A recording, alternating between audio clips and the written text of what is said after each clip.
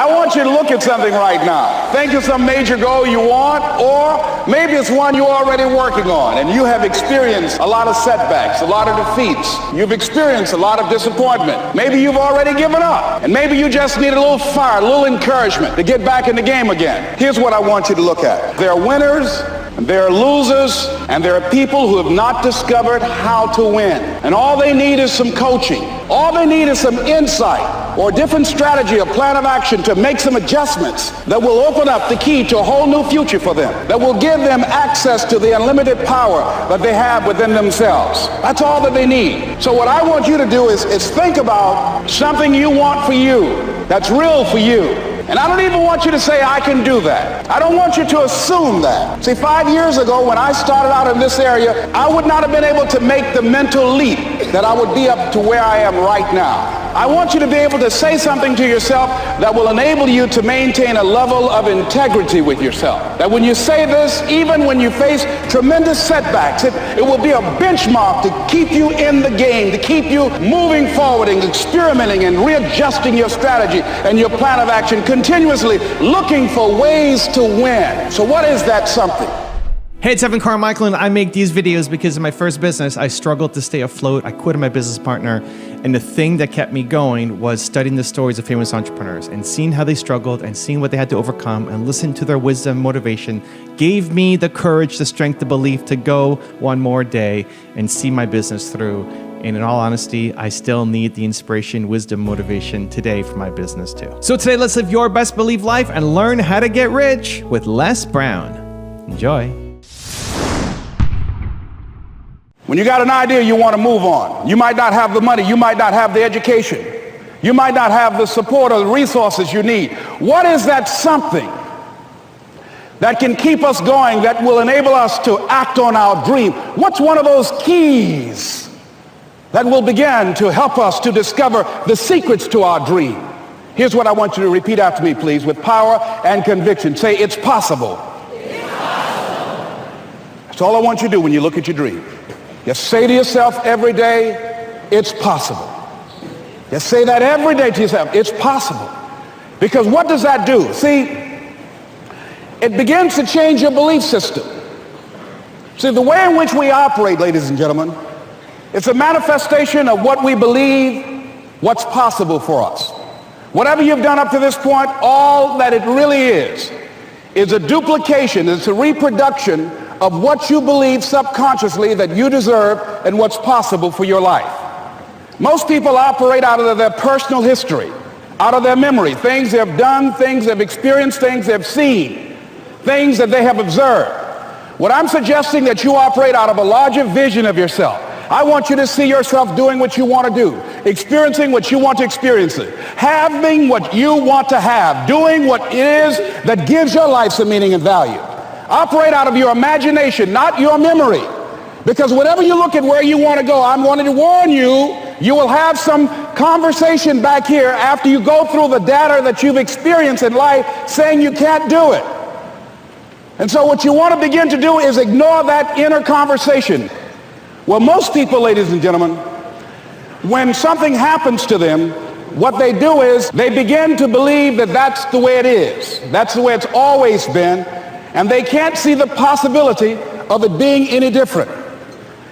Example, before April 1954, the common belief, the universal belief, because it had been tried again and again and again and people had failed, the belief was that man was not physically capable of breaking the 4-minute barrier, that he could not run a mile in less than 4 minutes. That was the belief on the planet. It had never been done. But here's what happened, ladies and gentlemen. Roger Bannister came along, and he broke the 4-minute barrier.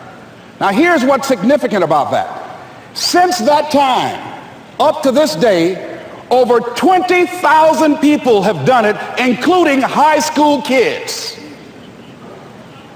What changed? 20,000 people, what changed? Here's what happened when they got on the track. They knew it had been done.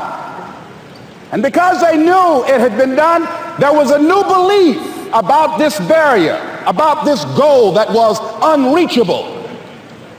And those 20,000 people got in a race believing, knowing in their heart that someone had done it, that it's possible that they could do it. And I'm saying that if you know anybody that had some goal, some dream, something they wanted to do, and they did it, then I'm saying that you know in your heart that if someone has done it, then you can do it. It's possible. And that if someone can make their dream become a reality, that it's possible that you can make your dream become reality. And so as you begin to look at where you want to go, beginning to embrace that, it's possible. I'm blessed and highly favored. I've got a lot going for me. I got some good stuff in me. And it's possible that I can bring my greatness out here in the universe. That I can do what I want to do. It's possible I can write my own book. I can have my own business. I can take the trip and travel around the world. It's possible. I can bounce back from adversity and reinvent my life. It's possible. Regardless of where I am, the things can get better for me. It's possible. I'm thinking about two men right here in Chicago who were fairly successful, similar background, educated. They worked for a corporation for many years, and they were among many people that were laid off. Two guys who were very good friends. One went out looking for a job for several weeks along with the other one, and they faced disappointment and rejection again and again and again. They couldn't find any work, which is the story of many people across this country. One guy stopped. He became discouraged. He stopped going. He stayed home looking at television, became very argumentative and toxic with his wife, drinking beer, getting on the phone, talking to his other negative, unemployed friends. And he just gave up. The other guy kept looking for a job everywhere he could go. Every time he could get an opportunity, kept asking people, networking, checking the newspapers every day.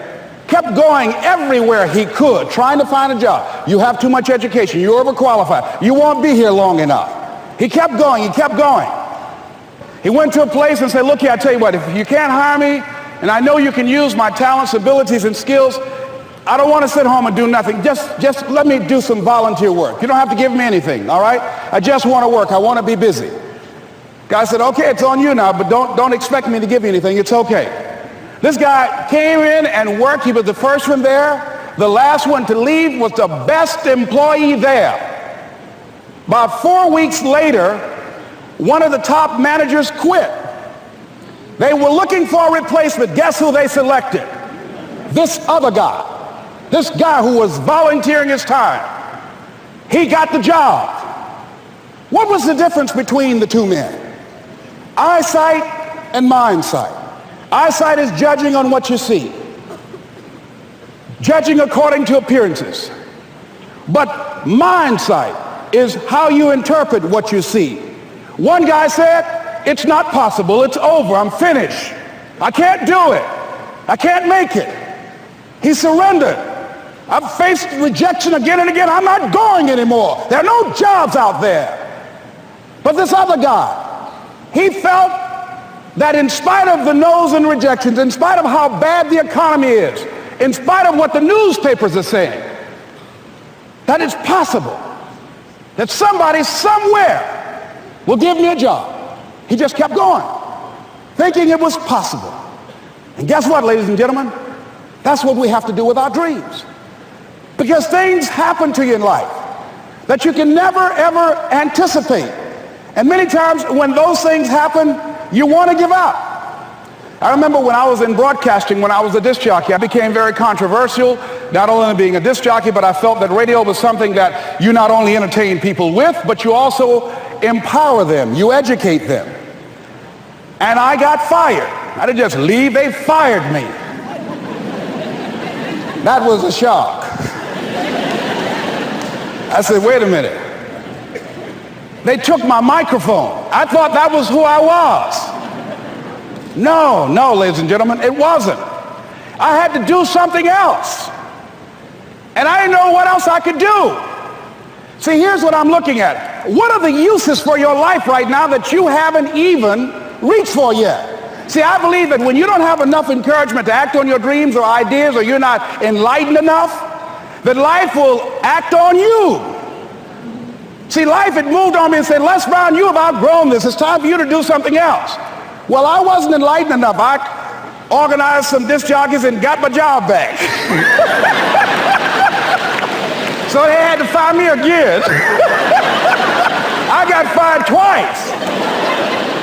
Here's what I did. I had to think of something else. And so a guy suggested to me, he said, Les, why don't you run for office? I said, man, I've never run for office. I've never known anything about how to operate in the political arena. I've heard encourage people to register to vote and get out to vote, but I don't know anything about politics. He said, neither do the people who run for office all the time.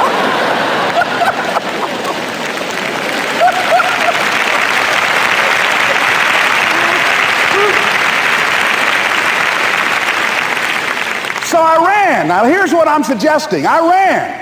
You got to do what you can where you are with what you have. I didn't have any money.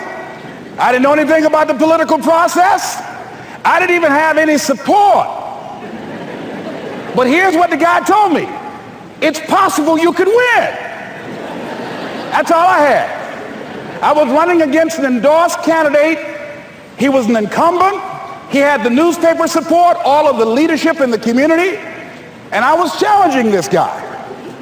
So I had a saying when I was on radio, stand up for what you believe in because you can fall for anything. And I would go door to door. I have my kids on one side of the street. I would be on the other, and I'd knock on doors. Hello, my name is Les Brown. Tell everybody I'm still standing. They get on the phone. Child, Les Brown was to my house today. You know the boy on the radio with the big mouth? Yeah, they fired him, honey. Say he's still standing. See, I'm saying just keep moving. Don't start feeling sorry for yourself. Don't spend time blaming and talking about what happened to you. See, whatever you talk about, that's what you multiply and expand in your life experience. So don't talk about stuff unless you want it to keep on happening to you, all right? So I got in that kind of action.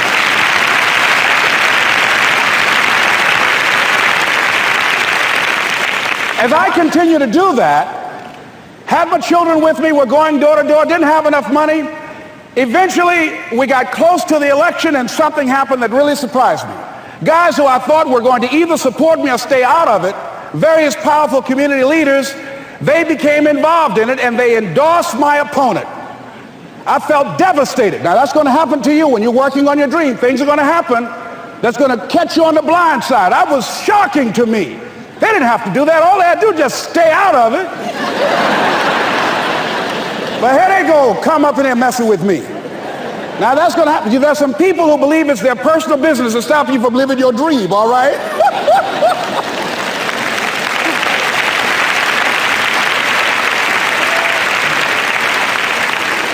But I didn't deal with that. You want to make your dream come true, you got to stay focused. Some people rather get even than get ahead. Stay focused on where you want to go.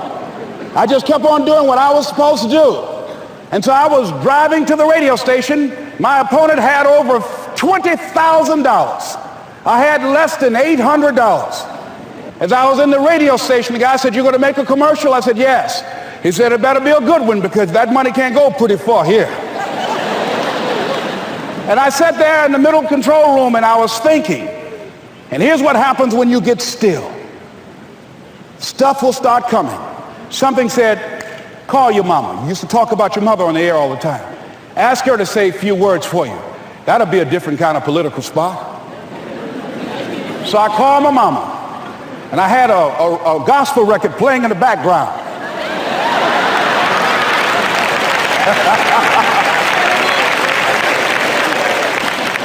And then I had my mother say, hello, this is Mrs. Mamie Brown. When I raised my sons, I raised them to be good children. When they got out of hand, I beat their behind and made them go right.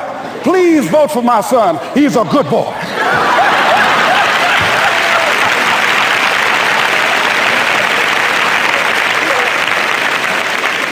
Usually in the state representative race, maybe 3,000 or 4,000 people will come out to vote in a primary.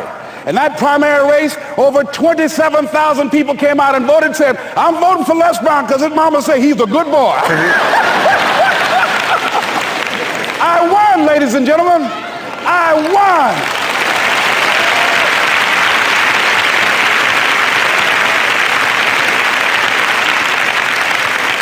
So you've got to be willing to stay focused, to be creative, to be relentless, because things are going to happen to you when you're working on your dream, when you get on track. I remember when I first got involved in speaking, one of the main things that speakers like to do is speak to a certain association that they have over 10,000 of their sales reps that come to this convention. And I was relentless. I kept saying, it's possible. It's possible. See, what I want to let you know and set you up for, because you say it's possible, don't mean that you're not going to have any problems. That Murphy's Law ain't going to come and slap you side the head. Oh, Murphy going to come visit you. He's waiting for some of y'all out in the parking lot. Oh, you say it's possible. Okay, it's possible. You better get up. Well, I was working. I kept saying it's possible. They got other speakers on this program. I can be on that program too.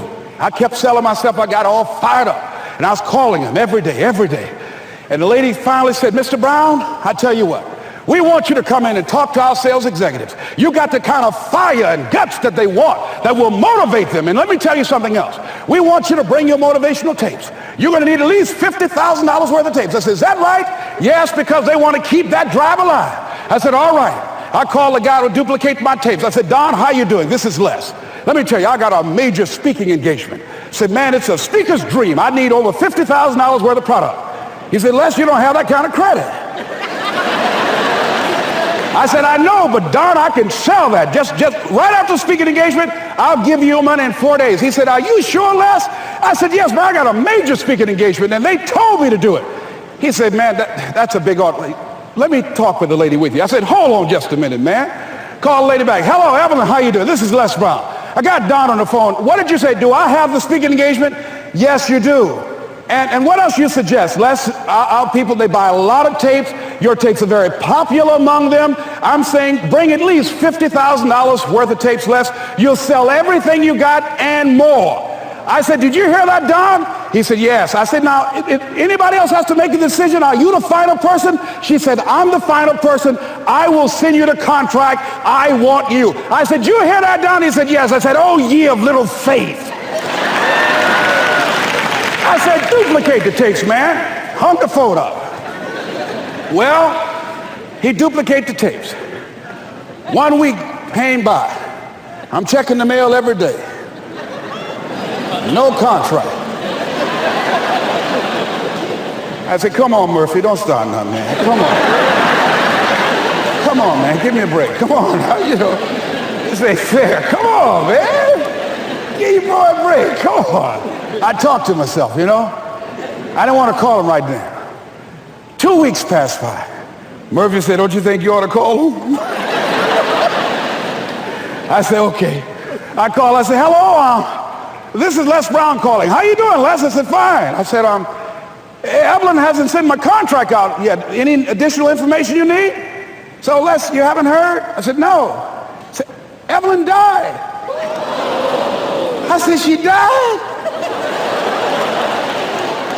I said, did she say anything about me?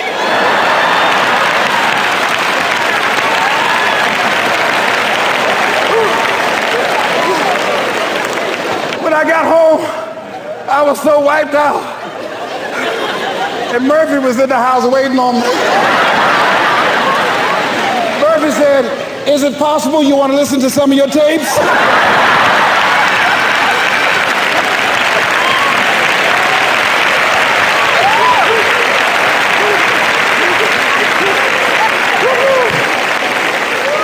But ladies and gentlemen, here's what I had to do. I had to begin to focus on what was the solution. That this was not the only place that I'll be able to sell those products. And as I began to challenge myself and got some help and support and some other input, I eventually did. It took longer, but it was challenging. I was riding with a friend the other day, and I know this friend of mine who has been working on a job where she's been miserable for a long time. She was telling me about how she was miserable on the job and how she was so unhappy. So I said, if it's that stressful and if it's causing you that much pain, I say, why don't you just quit and do something else? And she said something that really put her in the chorus line with a lot of other people. She said, I would, but. And then I started to thinking about that. I said, let me take a poll. So I started talking to other people, and I would ask them what they were doing. And I said, but is that your passion? And they would say no. I said, then what's your real passion? And they would tell me what their real passion was. Then I said, well, then why aren't you doing what you really want to do? Oh, I can do it, but. And they would continue on. So this word, but just kept on coming up. And then it also has some friends like woulda and coulda and shoulda.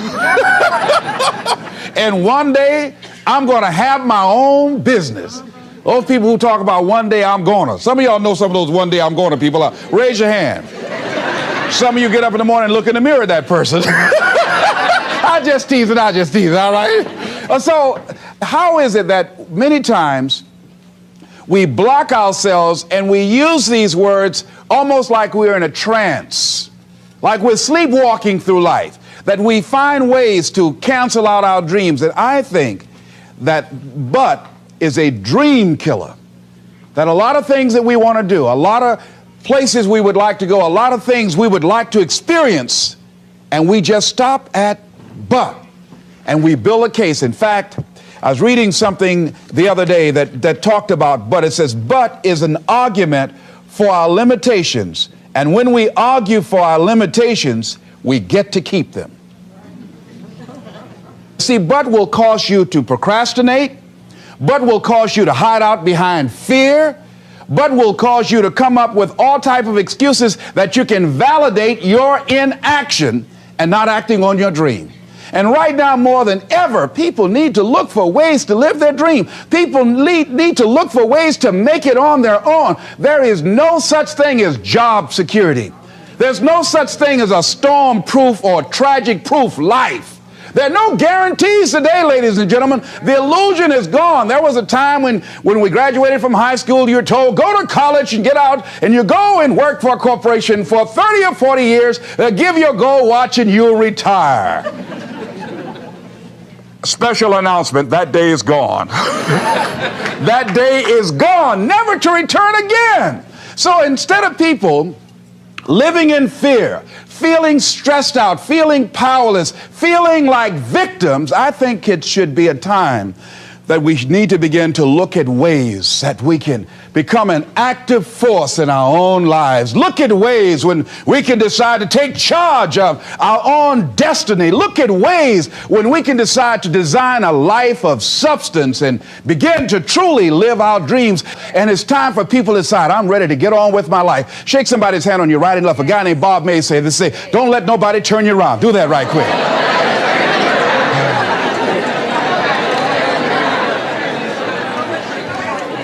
Now, a lot of people say, I'm going to live my life one day when things get right. When I get all my bills paid. When I get my feet on the ground. I say, what have you been walking on? See, there are no problem-free moments. A guy named Dimples had a record one time called, If It Ain't One Thing, It's Another. And I say, if it ain't one thing, it's 12 others. Always something there to build a case on why you can't move on, why you can't grow to the next level, why you can't begin to manifest your greatness, why you can't begin to live life on your terms. Always something there to block you, to keep you where you are, and keep you from beginning to develop your true greatness. Always some fear. How do we handle it? And I'm saying that if you've been hiding out behind but, if you've been using the fact that you don't have enough money or you don't have the education, take it head on. Go get the education. I was saying to a guy the other day who was saying, I said, how old are you? He says, 47 years old. I said, your sister tell me that you can't read. He said, that's right. I said, why? Well, I didn't go to school. I said, excuse me, how old are you? I'm 47. 47? Yes. And you can't read or write? Yes. Have you ever heard of adult school, adult education? Have you decided that you should learn how to read to begin to expand your world? Why are you using that as a racket? Why don't you decide now that you're going to expand your world, that if other people can learn, you could learn too? Well, it's hard for me. Have you been and sit in a class yet? Have you signed up yet? No, I haven't. See, a lot of people say no, ladies and gentlemen, to things, and they don't even know what they're saying no to. They haven't even challenged themselves. He hasn't even gone to sit into a class and say, teach me how to read. Instead, it's been easier for him to go through life, he thinks, trying to play a whole con game, pretending he knows how to do something that he doesn't know how to do. And you know what? Most of us go through life like that. Most of us go through life pretending that we're satisfied where we are, pretending that everything is okay, pretending that we don't have any special goals or ambitions or desires, when really deep down inside we do really want more. But if you look at our behavior, if you judge based upon what we do, that really will tell you some true stories about people, because you have to judge a tree by the fruit it bears, not the fruit that it talks about. See, a lot of people pretend that they want more out of life, but all you have to do is watch their actions. That will tell you something. So I used to pretend that I wanted to lose weight, but how could you tell I was pretending? Watch me when I have a piece of sweet potato pie.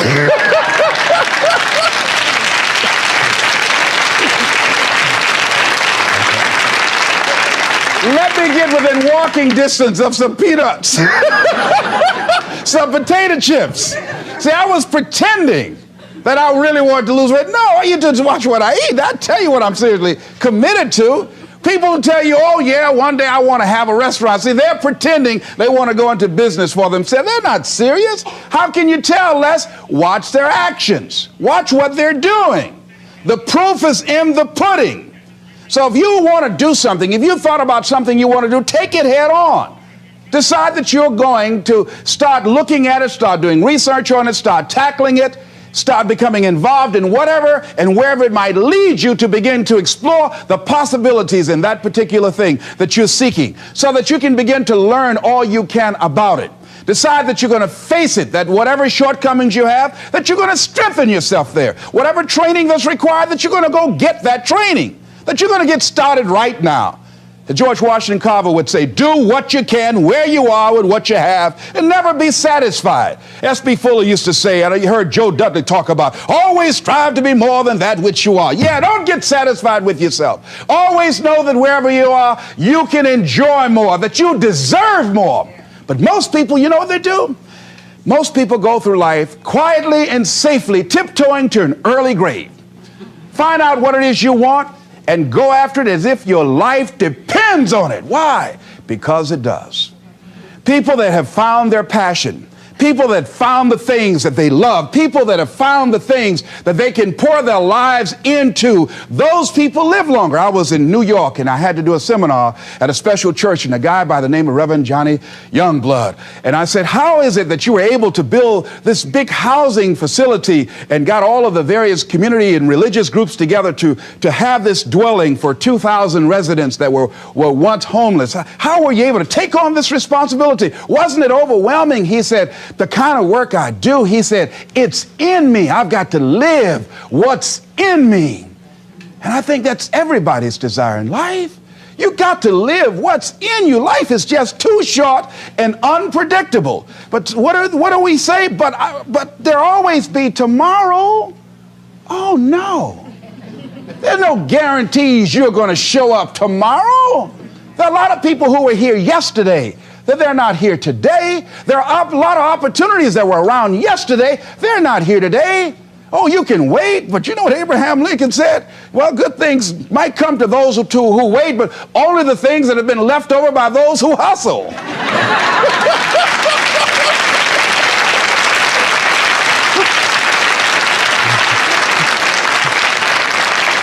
So who want to go through life picking up leftovers?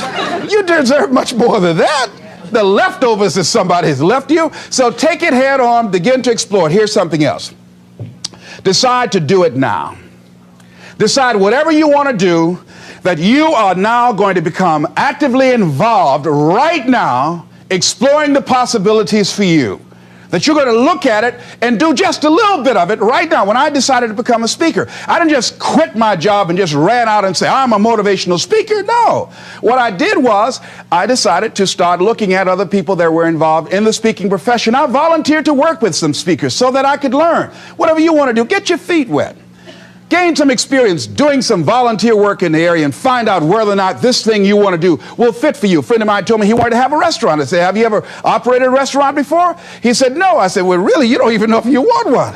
I said, what's your expertise? What do you bring to the table? He said, I can cook real good. I said, well, what about the management side? What about the business part of the restaurant? You're not going to be cooking all the time. Somebody's got to receive the money. Who's going to manage the personnel? He said, you got it right. You got a point there. So this guy got a job in a restaurant in the evening time on a part-time basis. After doing that for a while, he said, you know what? I think I just want to be a chef. He said after working there, people didn't show up to work. He said it's hard to find the help. People weren't responsible. The headaches, the guests were just giving him problems day in and day out. They weren't ever satisfied. He said, no, I just think I'll stick to cooking. See, you got to find out what fits for you. Because you might decide that after you go up in there and examine it and experience it and get some experience under your belt on it, well, you say, this is really not what I want. This does not fit for me. So decide that you're going to do that. Now, John H. Johnson said something that's very important. He said, there's no defense against an excellence that meets a pressing public need. See, whatever you decide to do, look at it and find out what is it that I have that I could bring to the table that can begin to enable me to ensure that I could be successful in this. Where is the opening for you? There's room for you out here in the arena called life. There's room for you to come out and live your dream. Don't allow but to keep you in the corner or keep you up in the bleachers looking at life, being a spectator, not being a participant, making a difference in life. I believe that all of us came here with something. All of us showed up to give something, and that nobody's going to give that service that you have to give. No one's going to produce your product. No one's going to write your book.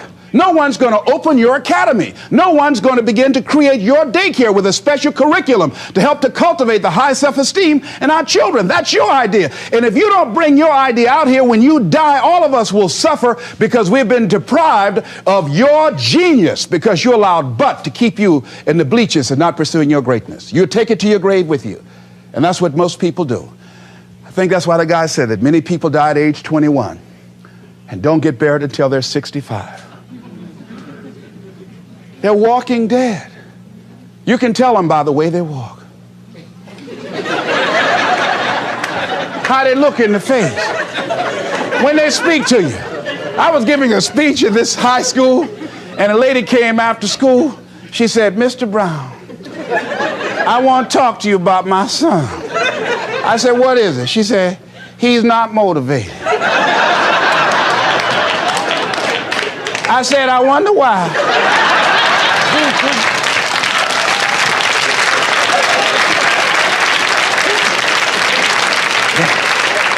You got to have energy, ladies and gentlemen. You got to have life. If you're excited about what you're doing, even in the area of selling, you know people don't buy because of logical reasoning. People buy because of your way of feeling. People don't like to be around dead people. No, let the dead bury the dead. No, keep them away from you before they grab you and want to hold on to you or something. So the fact that whatever you do, you want to be excited about it. You want to have the kind of excitement that is so contagious that people want to be around you. Because whatever you're doing, whatever you talk to people about, this particular idea that you have, they're looking at you and they want to know, do you believe it? And are you the kind of person they want to be in business with? And if you're not positive, if you're not energetic, if you're not fired up about it, how can you expect anybody else to be fired up about your idea? Am I right? All right, repeat out to me, please. I'm going to be fired up about my dream. I'm going to go at it with everything I got. Shake somebody's hand on your right and left and say, you got what it takes.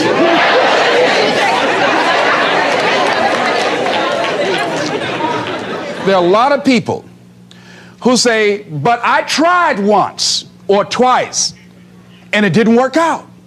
And so they use that as an excuse not to ever come out again. Guy said, if at first you don't succeed, you're running about average. So if you have come out here with an idea and it didn't work out 2 or 3 times, well, That's all right. You're running about average.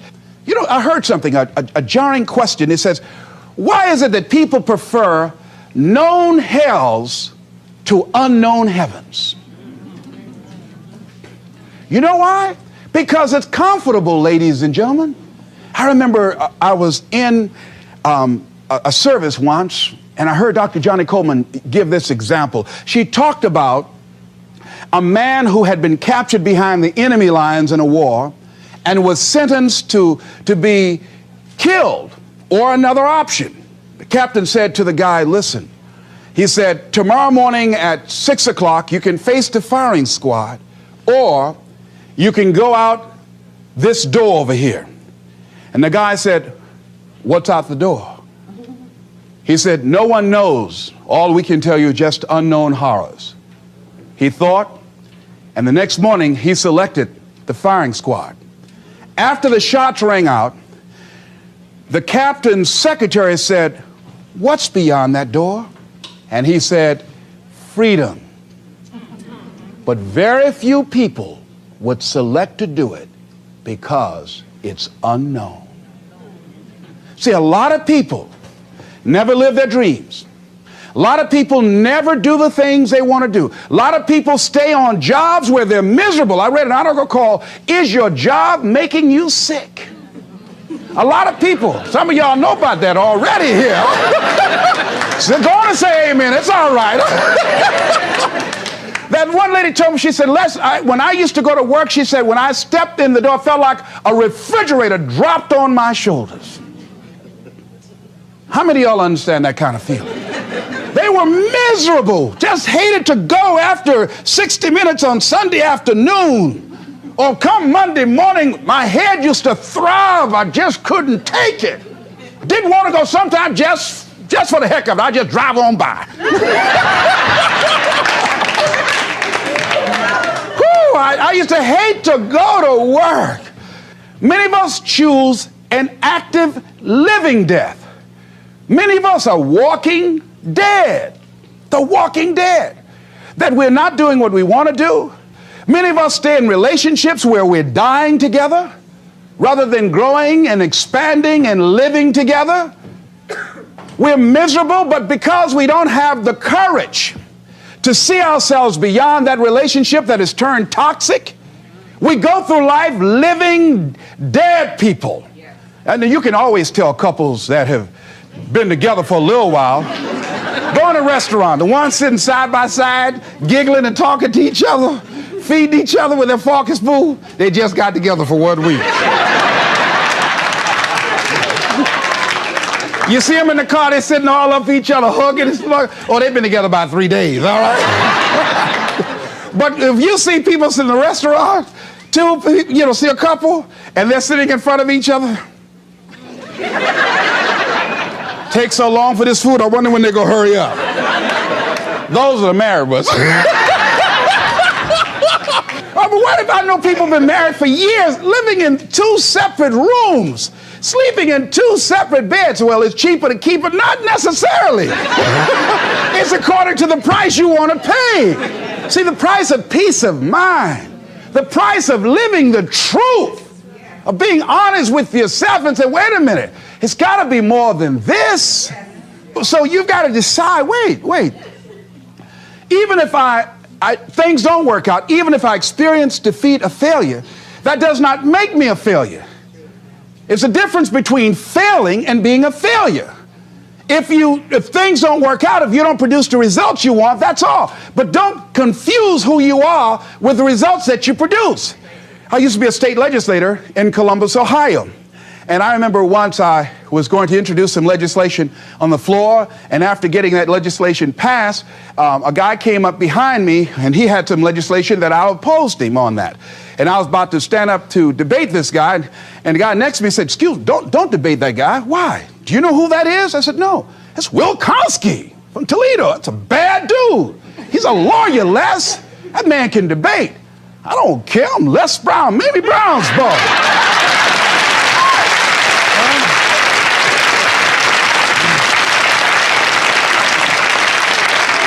So I raised my hand, Mr. Speaker. He said, the gentleman from the 29th House District, Said, yes, sir, to tell the gentleman I'd like to take him on. Challenge him on this legislation. He said, Wilkowski said, I would more than like to, Mr. Speaker. Everybody would say, whoa. I asked him some questions. He responded. I say, I wonder why I asked that man that question. Wilkowski wore me out.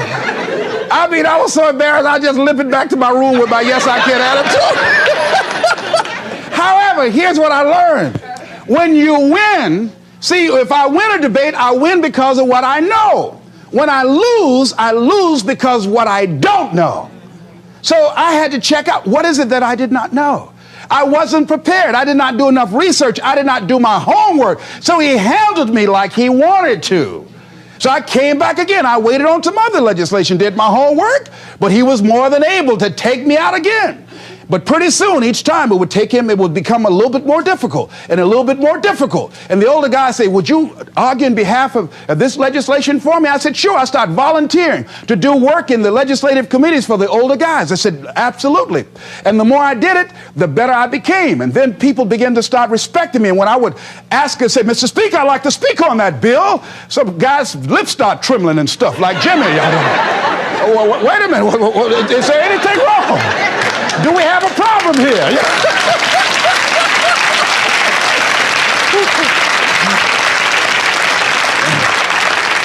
But if I wasn't willing to be humiliated, if I wasn't willing to allow myself to be embarrassed, if I wasn't willing to be debated and defeated, if I wasn't willing to look at it and say, well, I'm just not good as I'm going to be. You know what that lady say? Lord, I ain't what I want to be, ain't what I'm going to be, but thank God I sure ain't what I was. You can either live your dreams or live your fears. And I think the majority of people actually are not living their dreams, but are living their fears. So I want to ask you a question. What are your fears? What are you afraid of? What are you scared of? Because we all have fears, don't we? We all have something that's blocking us, that's holding us back. And as we begin to look at life, what we realize is that the reason that most people are not living out their true potential, are not doing all of the things that they would really like to do, is because of fear. Some people call fear false evidence or expectations appearing real. I'm reminded of the story of a guy that was living in an area where he had some new neighbors, and these neighbors had a bulldog. And when he came home every day, this bulldog used to chase him about a half a block from his house. Every day, he would have to streak home. I mean, he would just run. This bulldog would be right on his heels.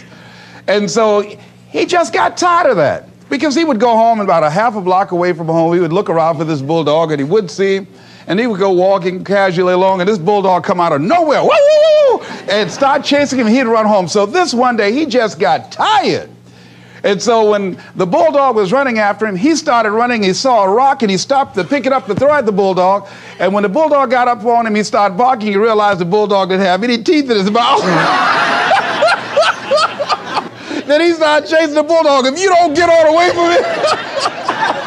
Because the most the bulldog could have done is gummy, you know. And so, you know what? Most people go through life running scared. Running scared from things that have no teeth in them. Because they're false expectations appearing real. That, see, we're brilliant enough to scare ourselves to death. You realize that? There are some people actually who get a kick out of scaring themselves to death. I remember the last frightening movie I saw. It was The Exorcist. I will never forget. I was so frightened when I came home. I'll never forget. I drove in the driveway, and I had already called my former wife and said, listen, turn the lights on. I was coming in the driveway, and I was getting out of the car, and all of a sudden I couldn't get out. I started blowing my horn. I said, Madeline, they got me, they got me. She came to the kitchen window and said, take your seatbelt loose, fool. I said, oh, okay. I was frightened out of my wits. But there are a lot of people who they get off on that. They love it. I'm a person now. My brother is a paratrooper. My twin brother, he's in the military, career man. I would love to jump out of an airplane to parachute. I'm scared, though. I mean, I really admire my brother for that. I would really love to be macho man like that. What are the things that you fear that's been keeping you from living your dream? That's been keeping you from doing some things that you would like to do? Just think about those things. And how do we begin to handle that? Abraham Maslow said that life is about growth. And he said, you can either go back to your comfort zone, and there you won't find any growth, or you must be willing to go forward and face your fears again and again and again, because you're never going to have a fear-free existence. I mean, some fear is acceptable and legitimate. There are some things that you really should be afraid of. Now, you shouldn't allow it to immobilize you. You acknowledge it, you take it into account, and you carry yourself accordingly. There are times that we should proceed with caution. But it's the difference between being stopped by fear. It's the difference between having a fear and the fear having you. So what do? One, acknowledge it. And knowing that it's okay. Don't condemn yourself for being afraid.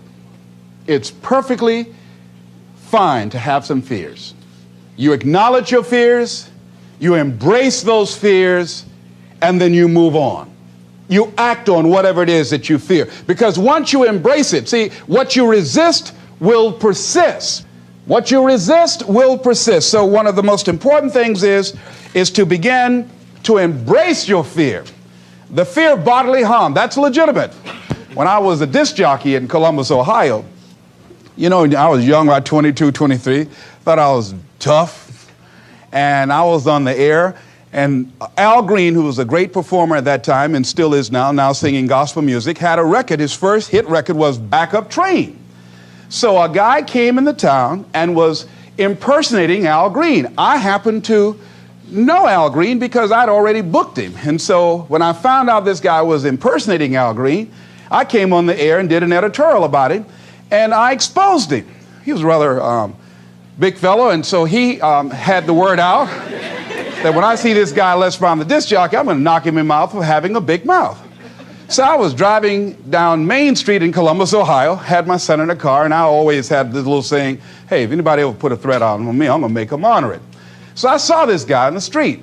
So I pull around. I said, excuse me, I'll be right back. Got out of the car. I said, hey, man, I heard you said that you were looking for me. I'm Les Brown. He said, you are? I said, yeah. I said, what is it? I'm the one that said that you were an imposter. I said, I want to know what you're going to do about it. He opened his coat and he had a gun there. I say, but whatever I said to hurt your feelings, I want you to know it's all right.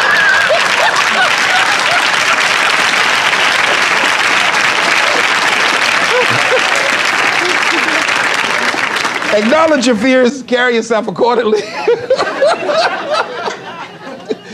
and do what makes sense for you. Well, one major fear I've always had is a fear of the dentist. And this fear had me. I didn't have that fear. And what really reinforced it, you got to watch things that can feed your fear. I saw a movie that most people would not remember. This movie was starring Dustin Hoffman. It's called The Marathon Man, with Laurence Olivier. When he's trying to get a confession out of here. And he took this drill out. Let me tell you something. When he went in Dustin Hoffman's mouth with that drill, I had $1 worth of popcorn. That popcorn went everywhere. Oh! Do you know I could not go to the dentist for 5 years? I had left broadcasting, went to the Ohio legislature, had an impacted wisdom tooth. Now that hurts. And I would call, and as soon as the people would answer the phone, I would hang up. That's how frightened I was. Dr. Hamler's office, boom, I'd hang up. Then I got to the point where I could just ask for an appointment. Hello? And I wouldn't give my real name. Because I knew I wasn't going to keep it. I'd give anybody's name. Joe Jiggly Jim, it didn't matter. Then pretty soon I got to the point where I could give my name. It was about 4 years after that, you know? I said, my name is Les Brown. Then I would call back and say, look here, due to my legislative agenda, I won't be able to make it. So the lady finally said on the phone, she said, you're scared, aren't you? I said, no, I'm not. She said, then why don't you come in? I said, that's none of your business. She said, you're not coming in because you're scared. I wish you just would not waste our time. And she hung up. I said, you have no right to do that to people like me, you know? So finally, to make it long and short of it, I was hurting so bad, I said, wait a minute, I've got to do something. And I said, what am I afraid of? Go there and handle it. I said, man, Dr. Hamill, I just can't hear this drill. I mean, if you can do whatever, I don't need to hear this drill, that sound, you know, that's what gets me, that drill. Don't pull that drill out on me. He said, just calm down, calm down. And it wasn't really bad as I thought it was. One of the things you find out that when you face your fears, it's not as bad as you think it is. And when people tell you, I just can't do it, I can't handle it, I mean, really, I can't handle it, what they're envisioning is that they're not going to be here. They're going to clock out like you're going to die. And guess what? We all had occasions when we confronted our fears, we had to do something we felt uncomfortable with, we didn't want to do it, and we did not die. They didn't come take us and put us in a box somewhere. Am I right? So what we've got to begin to do, how do we handle that? What's the process? Because it's all up in here. One, I think, is imagine the worst case scenario. I just imagine that he went in my mouth and with this drill, and that I just croaked out.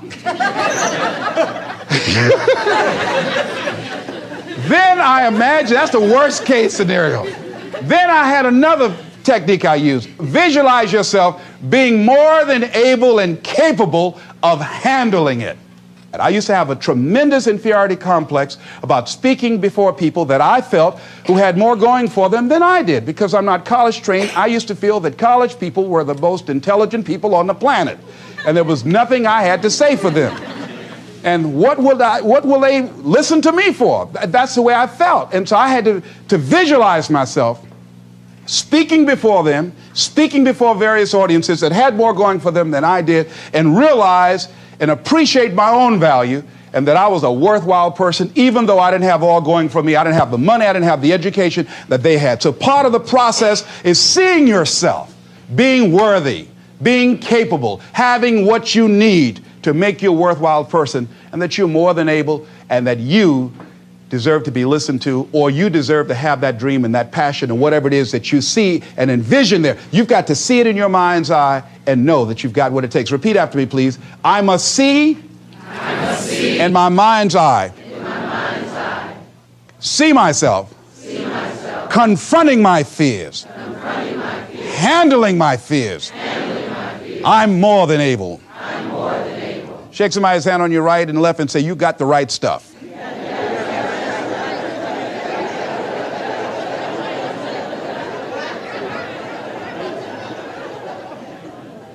So deciding as you look at your life, as you look into the future and say, what fears am I holding on to?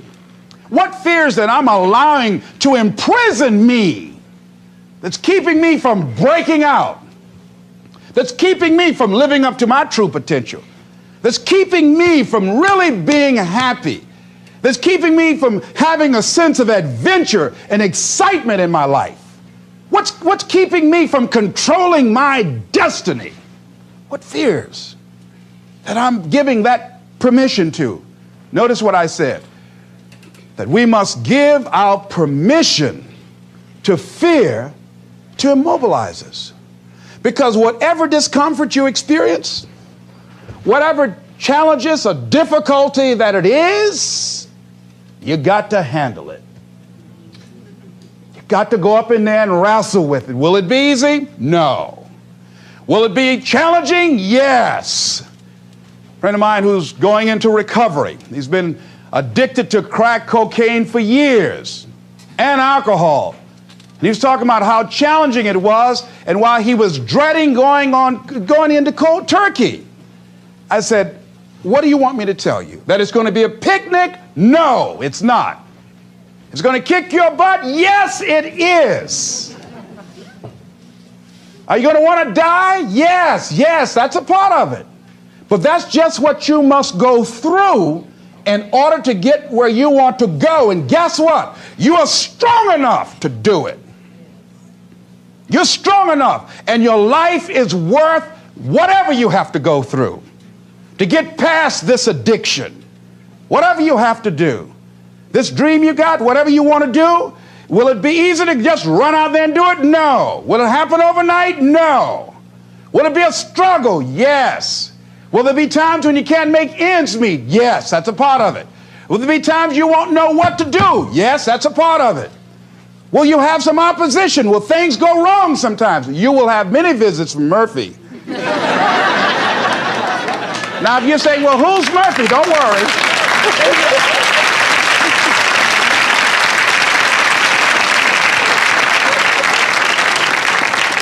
Somebody must have told us someplace along the line, I don't know where, but somebody must have told people, oh, life is going to be real easy.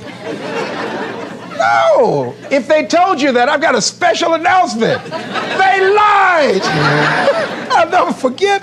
I had a special piece of legislation I wanted to get passed, and I said to a guy, I said, look here, can I count on your vote? He said, yes. And look here, if I can't count on it, let me know. There's another guy that owes me a chip, and I can call on that, and I won't need your vote, but I do need it. If you say you're going to do it, do it.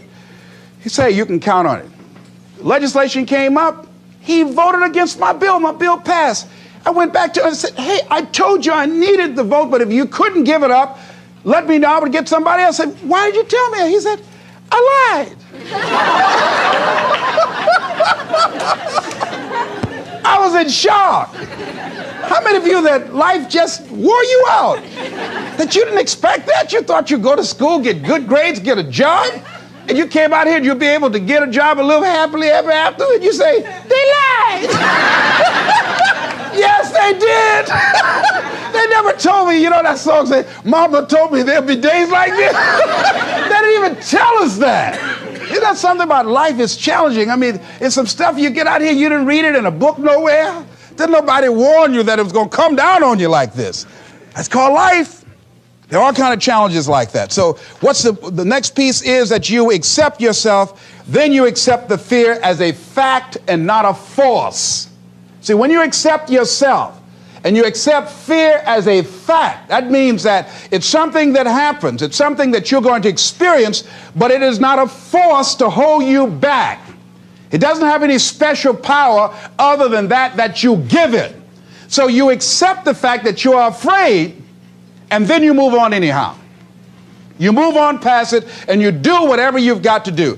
I was at a big motivational rally for a gentleman by the name of Dexter Yeager down in the Carolinas. I was standing backstage, and I had to go out. I was the last speaker on the program. It's the first time I'd been in a stadium of this size, over 10,000 people. You couldn't see the people because the lights are just blaring in your eyes, called Free Enterprise Day. I was afraid. My heart was beating fast. I was just pacing back and forth. And Dexter said, are you all right? I said, yeah. Yeah, I'm all right. So I said, wait a minute, just calm down. Calm yourself. Hold a minute, hold a minute. It's all right, Les. It's all right. All right. Just be as scared as you can be. See, that's why I say embrace that fear. Just try and see how scared you can really get. And start breathing deep. So the guy came back and said, are you about to die or something? I said, no, I'm fine. But after I started embracing it and trying to make myself as afraid as I can get and imagine what's the worst thing that I can go out there and do, my mind go blank and I fade on stage, that's the longer they gave me my check.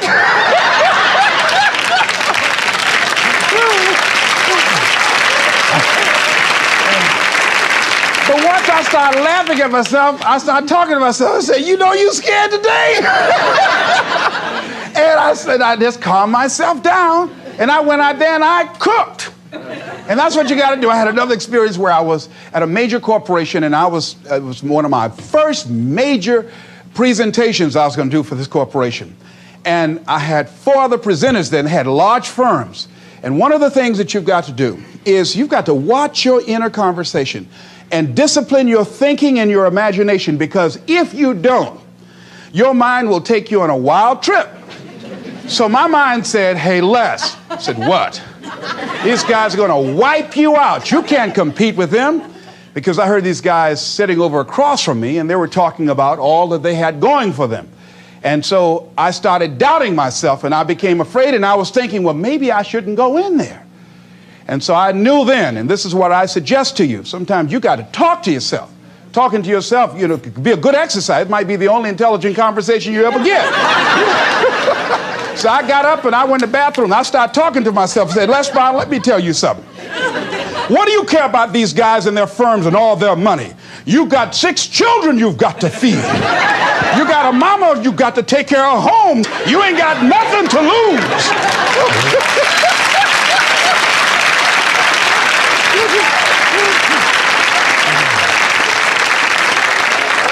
I went in that room and looked at those people. I said, don't you do nothing till you hear from me. And I got that contract too. You gotta do it. So when you have your lower self talking to you, telling you what you can't do, part of what you've got to do is be your own motivator. And you can't talk casually to yourself. You can't stand around and say, now, you must calm down now. No, that subconscious mind won't hear that. You've got to have a good conversation to yourself. Hey, and answer yourself too. Don't pay these people any attention. You answer yourself. Hey, what you gonna do? I'm going there and get off. All right, very good. Go in there and take care of business. You've got to talk to yourself and you build yourself up and you'll feel your energy level coming up and people will feel that around you. See, now, if you go through life being afraid, people can sense that. They can pick up that fear. So that's why you've got to stand up inside yourself. I'm reminded of the little boy that was on a bus and some bigger fellows were picking at him, you know? And so he wanted to move from by them. They were thumping him on the head. And so he stood up just to get from by them and they would push him back down. And he would stand up again. They push him back down. And he stood up again. They pushed him down, held him down. He said, you might hold me down, but I'm standing up inside myself. And that's what you got to do in life. See, when you are not filling your life with the things that you are capable of doing, see, we all have some stuff that we've been given. And I don't think that it's optional for us to sit on what we have. See, if you're sitting on what you have, what you've been given, and I think everybody's been given something to bring to the planet, that only you can do that, only you can perform that, only you can initiate that activity. And if you don't do that, if you're not filling in your life with your life work or your mission, then there are gaps in your life. And what we do when we're not living out our true identity, we begin to fill the gaps. We fill the holes with garbage, alcohol, drugs, worry, self-destructive behavior. So when you begin to look at your life, and you know that you're not doing what you can do because you have allowed yourself to be held captive by your fears. Now, when you don't have a true appreciation and acceptance for who you are, and you allow yourself to be immobilized by fear, what happens in the process is that you begin to abuse yourself. You begin to sabotage your life, you begin to sabotage your dreams, you begin to unconsciously work against yourself. You become your own worst enemy. So what do you do about that? Well, you begin to realize that your dream and your gifts have so much meaning and so much value for you till your hunger for them will begin to push you past the fear. Your hunger to have them will give you a special drive. As you work on yourself, as you begin to acknowledge your true identity, the true power that you have, the true capacity you have to bring about change, the miracle working power that you have within yourself to do the things that you want to do. When you take them on, I'm reminded of a man who, this gentleman was doing a special study of a special tribe in Africa, headhunters. And he had difficulty in developing a relationship with these tribesmen because of the fact that he had fear. He had fear they were going to take his head. I tell you, all fears aren't bad. That was a legitimate fear. That was a good fear to give you a headache. So he worked there for a long time with no effort, no progress in developing a relationship and rapport and being able to achieve a level of trust. So finally one night while he was in bed, he was thinking about it. I said, what is it that you came here to do? What is your life work as a missionary? He said, I wanted to study these tribesmen. I said, what's the worst thing that they can do to you? kill you. And he just decided, hey, this is what I came here to do. I know that there's some risk involved, and I'm going to do it, come what may. He said, I'm not going to be afraid anymore. He went back the next day, and he started doing the work and trying to talk to and interview many of the members of this tribe. And they began to respond to him. They threw out the welcome mat to him. And years later, when people came to see what his progress was, they asked him, how were you able to do this? How did you convert the relationship from being hostile to that of being positive? And he said something I think has value for all of us. He said, when life can no longer threaten you with death, he said, what else is there? What else is there? And the majority of the fears that we have are not life or death fears. They're not those kind of fears. But through our imagination, we blow them out of proportion and we give them more power than they actually have or deserve, and we permit them to govern our lives. We permit them to determine how far we can stretch out on our dreams and discovering our stuff.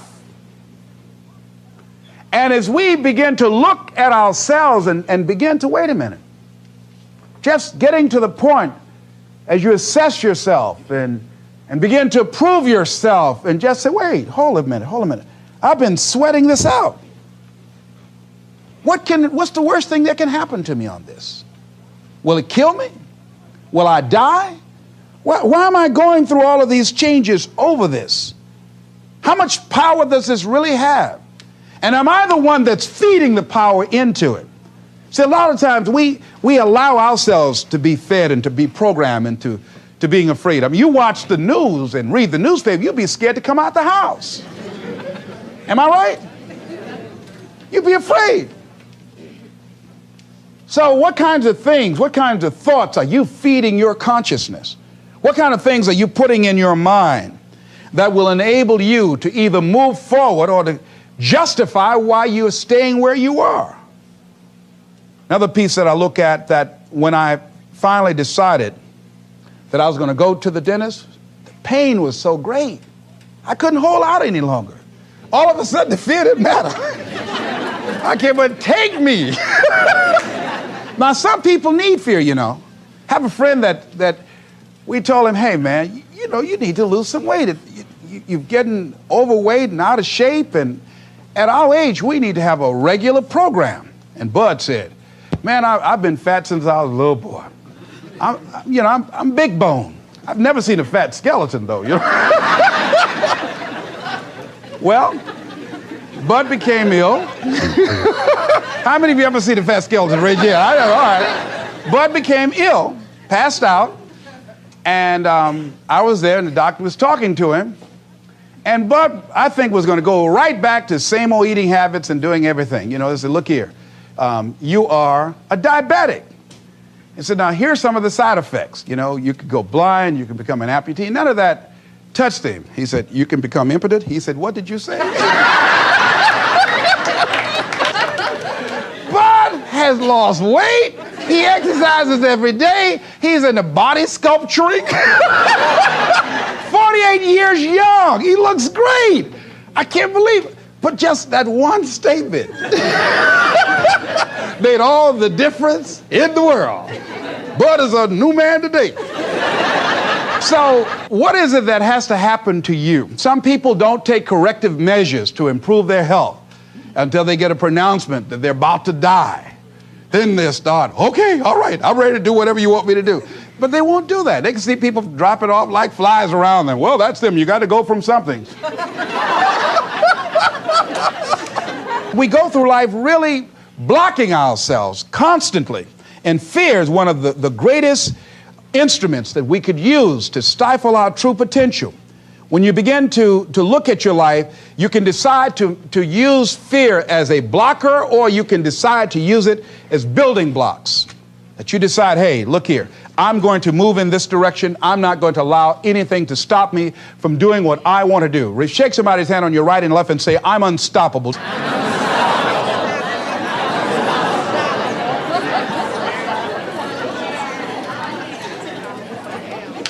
See, when you begin to understand and acknowledge your fear, and you go forth anyhow, you go forth in a spirit and a knowing that there's a way that you can begin to handle this. There's a way out here somewhere. There's a solution. What it is that you're seeking, that you have the capacity to whatever comes up, to handle it, to face it. And rather than feeling powerless, you begin to feel powerful. See, when all of the major downsizings that are taking place around this country, there are a lot of people who are biting their fingers in fear that they might lose their jobs. But there are few people who have decided within themselves, I'm going to make it. Some people aren't waiting to be cut. Some people are moving on their own because they feel within themselves, I've got what it takes to make it. They're not afraid about tomorrow because of how they see themselves, because of what they feel that they deserve, because of what they feel that they can create for themselves. Because these people have decided, as they look at the future, as they look at themselves, there's a way. Where there's a will, there's a way for me to begin to create a way out of no way. And when you have that kind of consciousness, when you have that kind of spirit, nothing can stop you. Nothing. What would your life be like as you look toward the future if you decided, I'm not going to allow my fears to stop me? What would your life be like?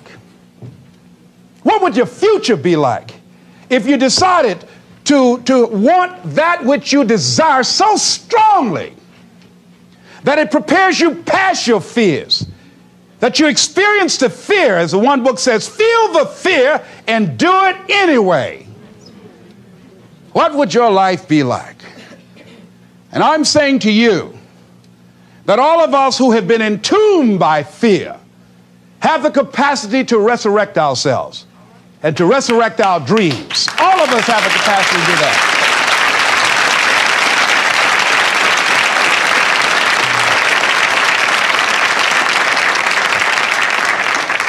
And you have, is it easy? No. It's not easy. Can I do it? Yes. What's one of the ways to get started? Some of us need somebody to hold our hands. Sometimes we need somebody to help us out. Be willing to say, I don't know. Be willing to reach out. Be willing to get some assistance to take you to the next level. One great athlete, you never expect boxers to make profound statements. I think it was Joe Frazier who said this one. He says, all of us are like the blind man at some point in our lives standing on the corner, waiting for somebody to lead us across. See, all of us at some point in our lives need some help, need someone to reach out to us, to throw out the lifeline, to help us go across some treacherous waters that we couldn't navigate by ourselves. None of us do it by ourselves. All of us at some point of our lives. We need that kind of help. We need that kind of assistance because we grow from the people we have in our lives that can enrich our lives personally, professionally, spiritually, and all the dimensions of our lives. We don't grow in a vacuum.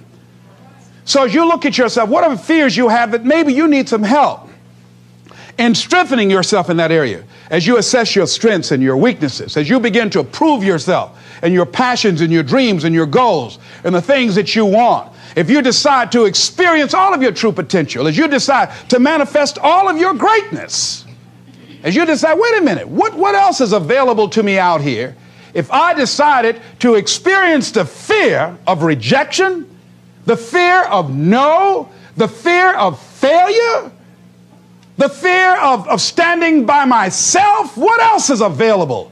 Of taking a chance, a fear of losing it all. What else is available to me that will bring some extra meaning and value?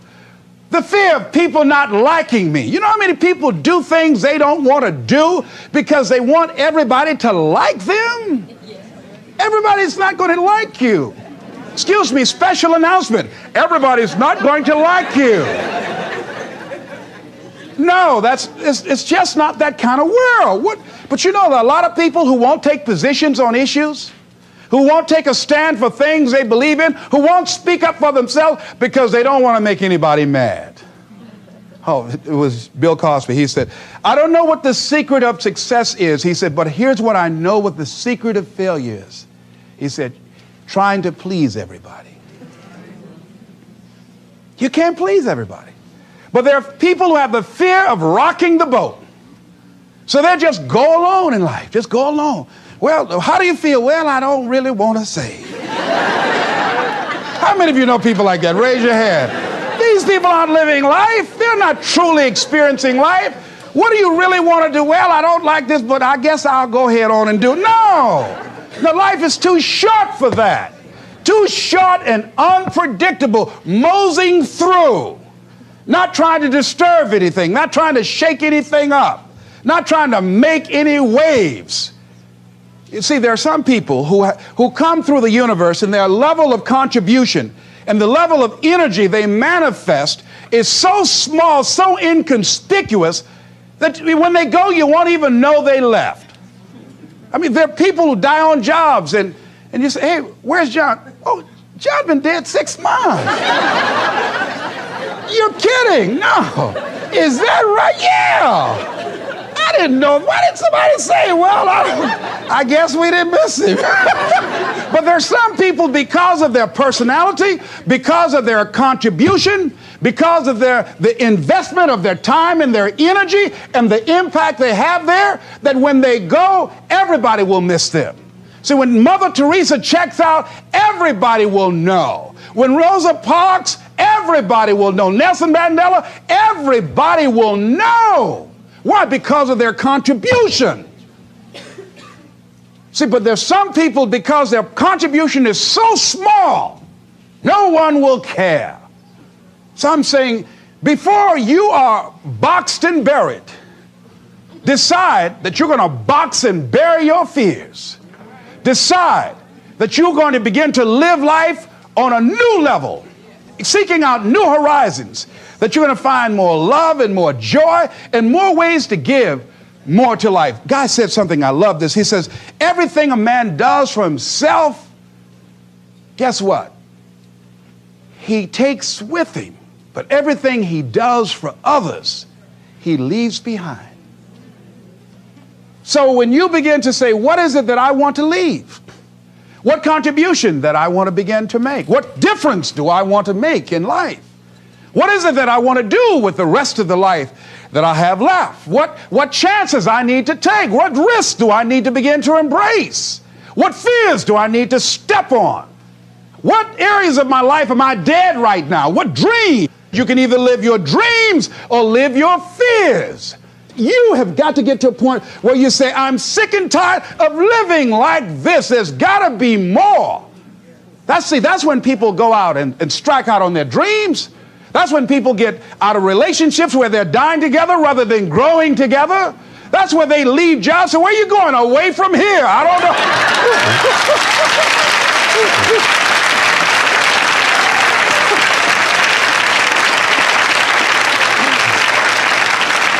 Do you have another job? No, I don't. How are you going to make it? I don't know, but I will.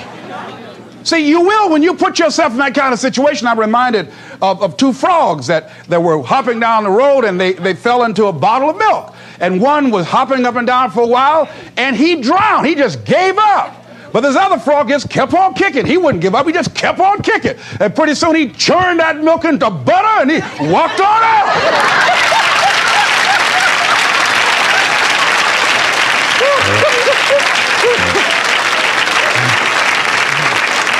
So I'm saying, when life catches you by the neck and blind slap you, whap and knock you down, I said, just keep on kicking, you know, and you can kick on out of those circumstances, whatever they are, not be intimidated by them. Most people are not accumulating wealth. Most people are living in poverty. Most people are living far below their potential, not because they don't have the capacity, not because they have not been given authority and dominion over everything on the face of the earth.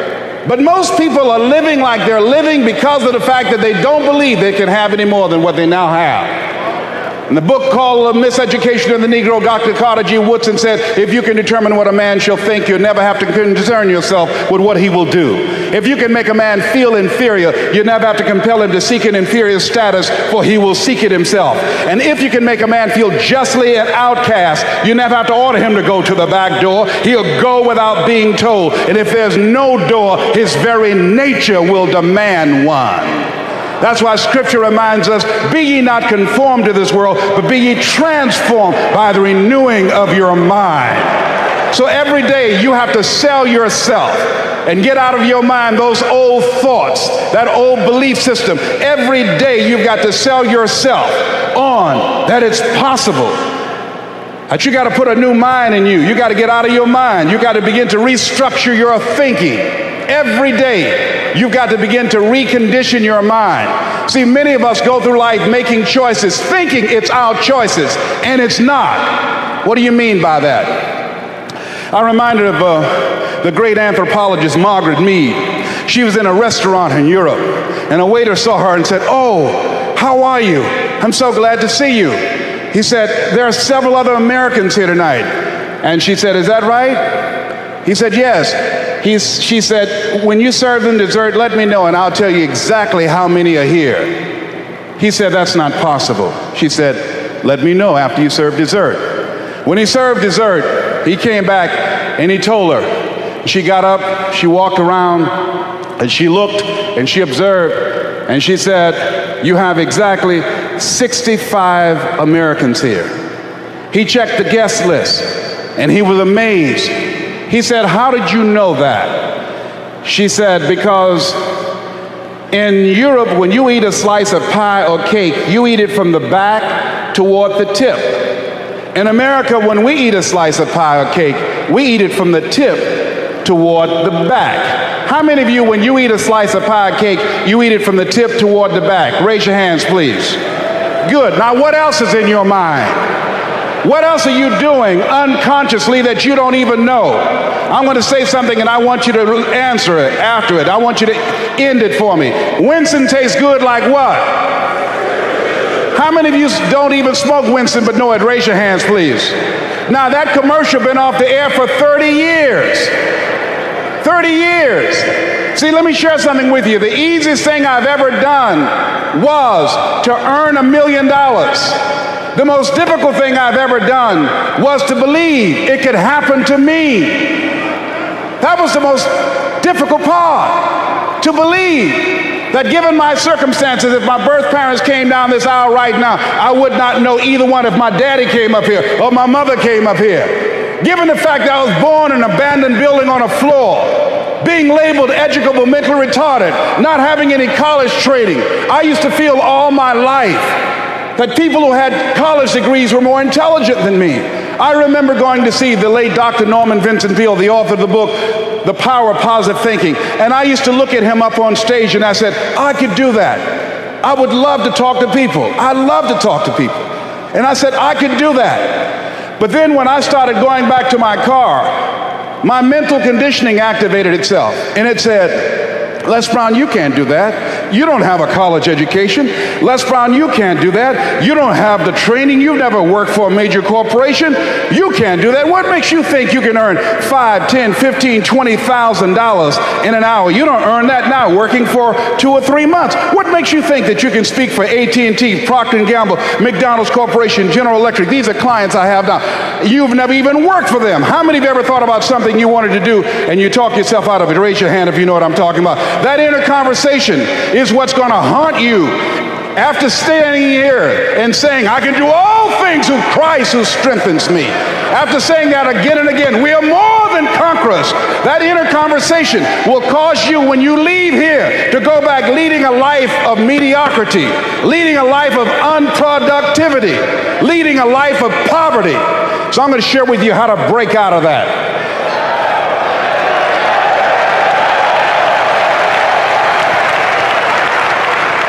I want to share with you how to reach your goals. I think the Bible is the greatest motivational book ever been written. Now I want you to repeat after me, please. We got to recondition our minds first. Let us say together, good things are supposed to happen to me. Yeah, write that down. I want you to say that to yourself every day. See, we live in a world where we believe that bad things are supposed to happen to us. I remember at a point in my life, Bishop, when things are going good for me, and I said, this is too good to be true. Something is bound to happen. Guess what? It did. Thou shalt decree a thing that shall be established unto you and shall accomplish that whereunto it has been sent. Watch your words. Watch what you say about yourself, about your affairs. Be conscious of that on a daily basis. Why? Because your words are powerful. In the beginning was the Word. Life and death is in the tongue. Watch what you say. Never say I'm broke. Say I'm overcoming a cash flow problem.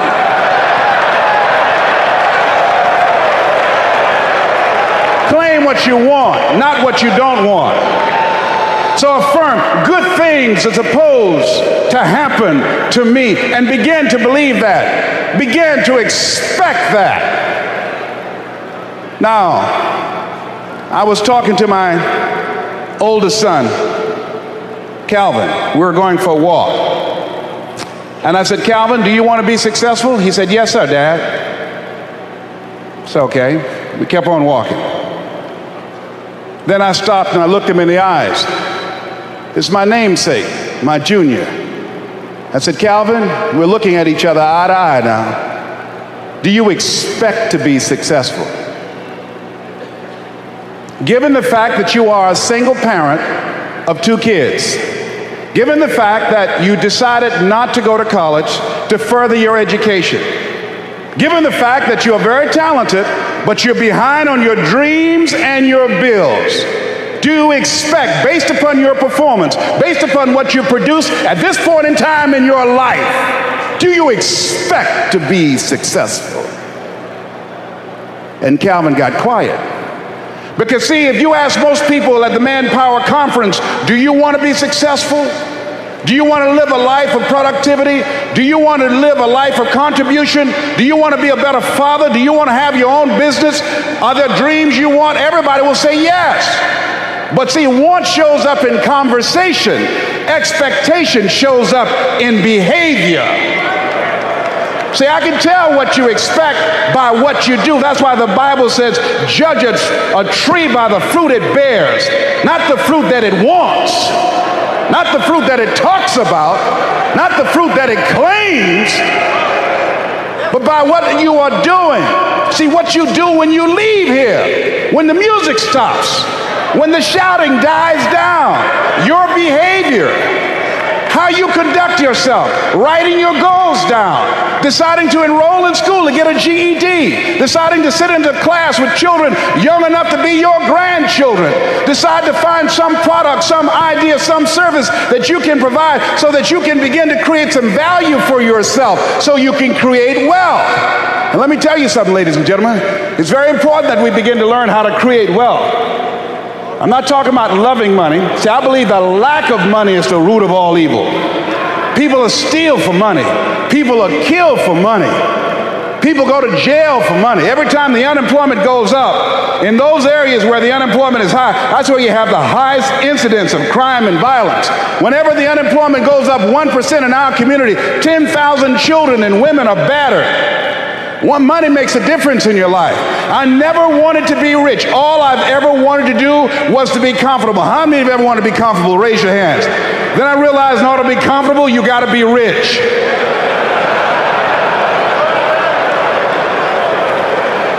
An old friend of mine, Zig Ziglar, said, people say money won't make you happy, but everybody want to find out for themselves. Rita Davenport say money ain't important, but it's right up there with oxygen. And let me tell you something, fellas, even if you're as homeless as I am, if you got some money, women will find something cute on you.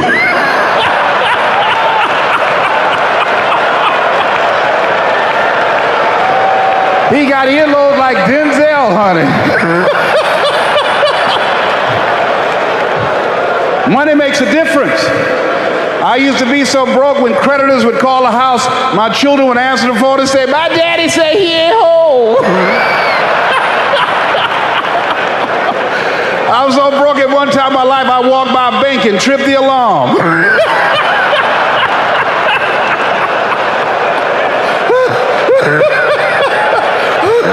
I tell you, poverty sucks. You hear me? Repeat after me, please. I'll never be broke again. Yes, write that down. I affirm that I'll never be broke again. Never. Never will I ever be broke again. Let me tell you what money does. Number one, it gives you control over your life. Write that down. Number two, it gives you options. Three, it allows you to live a life of contribution, to contribute to things that you feel strongly about. Like this ministry and the work of Project 2000 will be doing to change the lives of young people. Bishop Jake's vision is if we can have Little League football teams and baseball teams and basketball teams, then we can have Little League dermatologists and cardiologists and endocrinologists. So he's now establishing an institution, Project 2000, to give our young people the methods and the techniques to reinvent themselves as we go into the next millennium. And this era that Peter Drucker calls the era of the 3 C's, accelerated change, overwhelming complexity, and tremendous competition. So here's the first step to accumulating wealth. If you expect to do it, write this down. You must be willing to do the things today others won't do, in order to have the things tomorrow others won't have.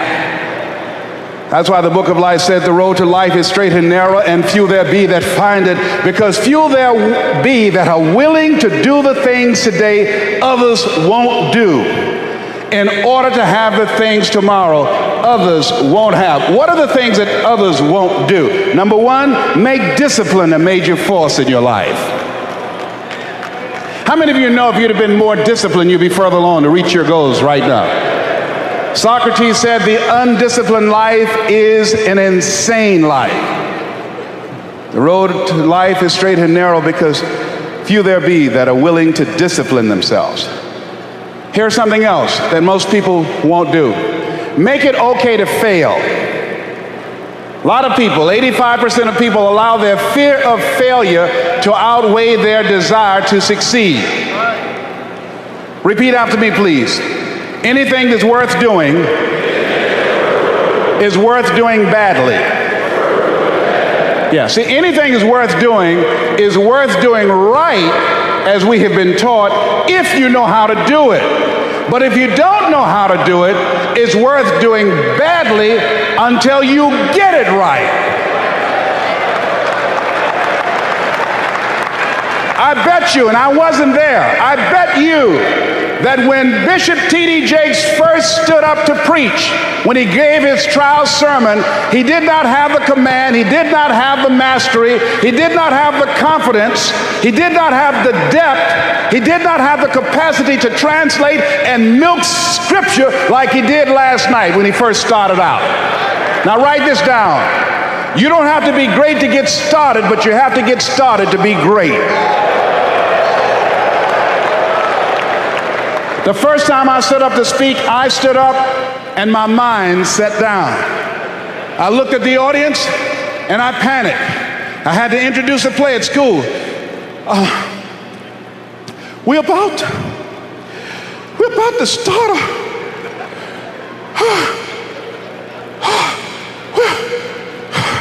ran off, Mr. Washington. Mr. Brown, where are you going? Mr. Washington, I can't think, sir. I don't know. Did you rehearse? Yes, sir, I did. Well, what's wrong? Why did you say your lines? I don't know, sir. I got up there and I looked at him and everything left me. Let me do it another day, please, sir. No, go back out there, Mr. Brown. Mr. Washington, I'll mess up, please, sir. Don't send me out there now. I'll mess up. Mr. Brown, if you run now, you will always be running. Anything that's worth doing is worth doing badly until you get it right. Why are you moving like that? I got to go to the bathroom, sir. Mr. Brown, go back out there. Yes, sir.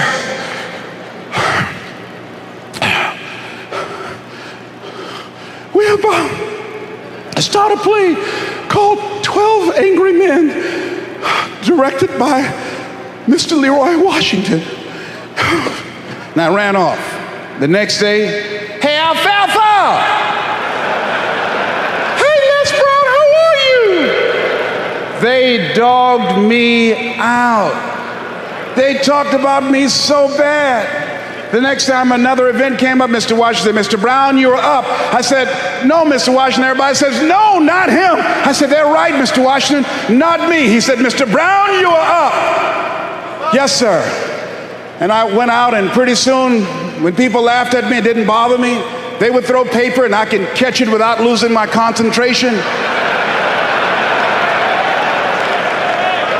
And then one day, I came out, and a hush went across the audience, because it must have been something about me that indicated that I had come to myself. And Mr. Washington had been practicing with me to give a presentation. And I looked at the audience and I said, I choose not to be a common man. It's my right to be uncommon if I can. I seek opportunity, not security. I do not wish to be a kept citizen, humbled and dull by having the state look after me. I want to take the calculated risk, to dream and to build, to fail and to succeed. I refuse to live from hand to mouth. I prefer the challenges of life to the guaranteed existence, the thrill of fulfillment to the stale calm of utopia. I will never cower before any master, nor bend to any threat. It's my heritage to stand erect, proud and unafraid, to face the world boldly and say, this I have done. Girls stood up and say, that's my boyfriend, honey. I like me some Les Brown, baby.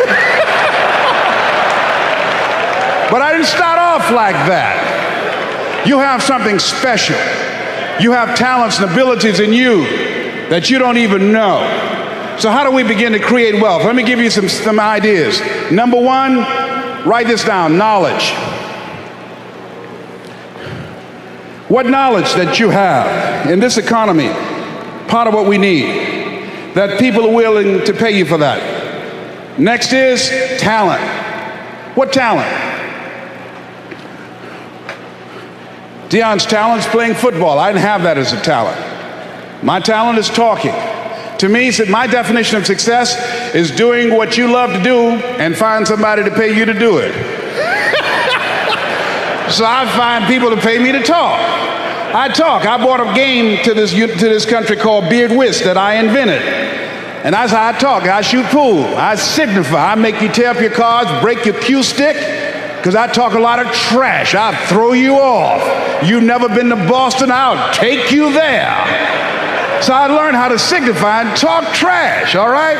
And so I make a living talking trash to AT&T. I make more in 1 hour than 90% of the American public earn working for a whole year, doing what I love to do. That I've developed my talent. You want to master your talent. Find out what it is that you love to do. I love to talk. Scripture is another key that says to us what we need to do to begin to develop ourselves. Luke 12:34, where your treasure is, there will your heart be also.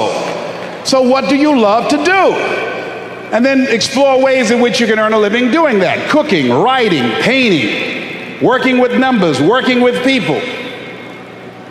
The other thing is, not only must you have knowledge, talent, some skill, but the other thing that's important, faith to act on whatever your dream is.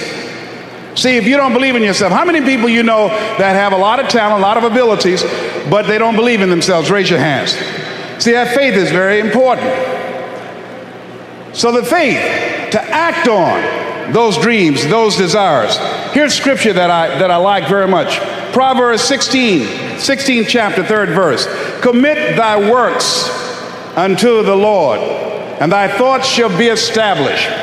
Commit means to carry into action deliberately. Commit means to make it happen no matter what. Commitment.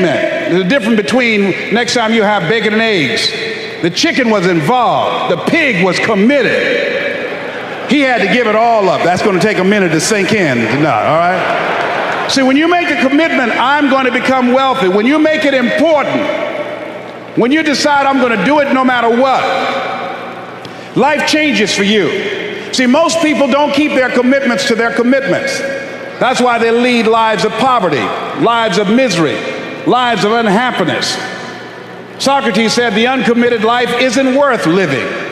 So part of what you must do, whatever commitment, whatever covenant you make with God while you're here, to go back to be a better father, to go back to make a difference in the community, to go back to change your life, to decide not to ever use drugs or alcohol again, to decide that you're going to begin to recreate yourself, that you're going to be reborn to a new state of consciousness. Whatever commitment that you make, keep your commitment to your commitment.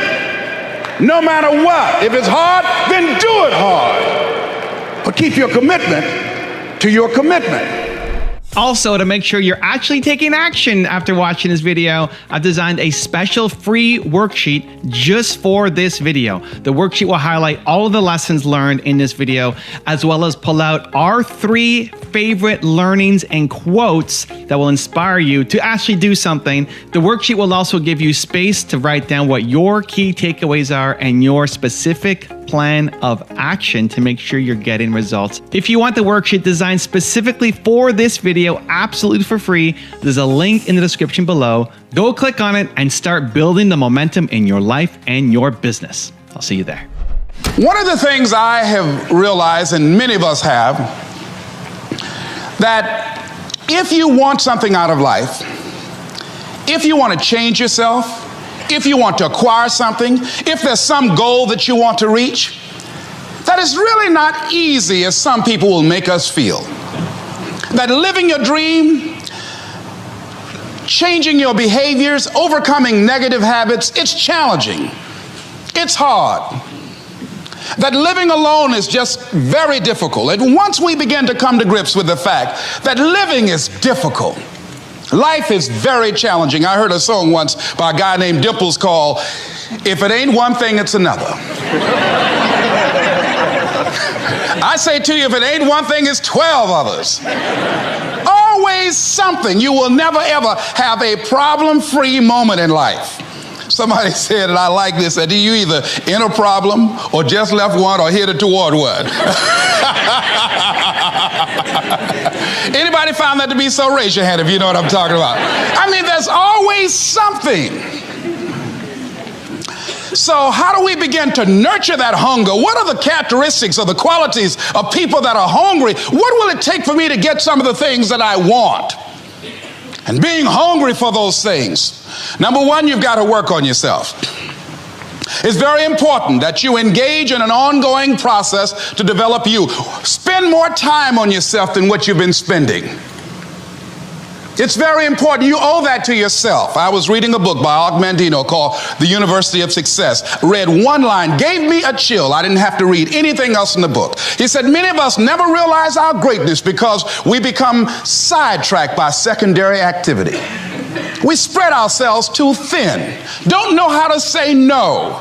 And we find ourselves doing all kinds of things and never ever have time to do those things that we need to do to work on ourselves. And then there goes a second. There goes another second. There goes another second. And we can't stop and hold time. And before you know it, you wake up one day and you're behind on your dreams and your bills.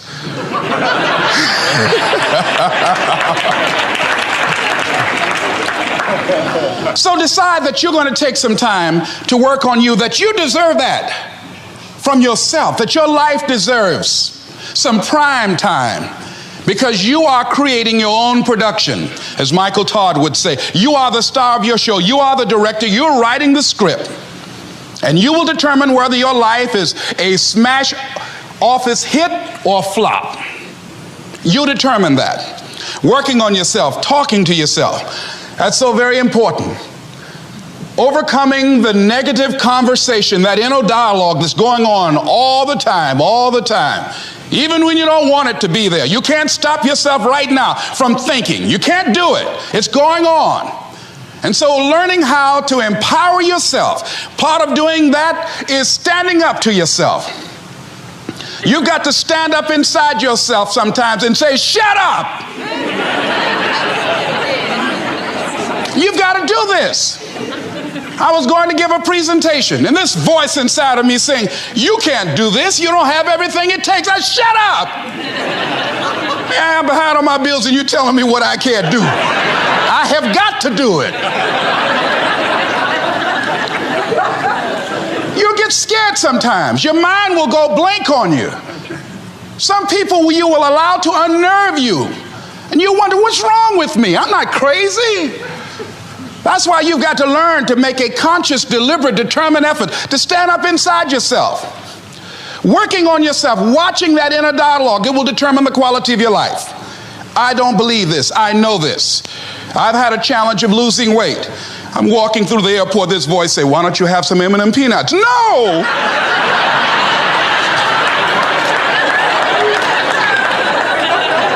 Well, just one.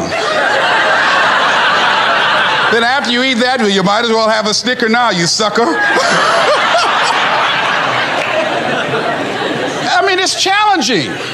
My mother fixed the kind of sweet potato pie you can't eat with your shoes on. Have to take your shoes off so you can wiggle your toes. It sticks on my fingers. It says, eat it. One little bite won't hurt.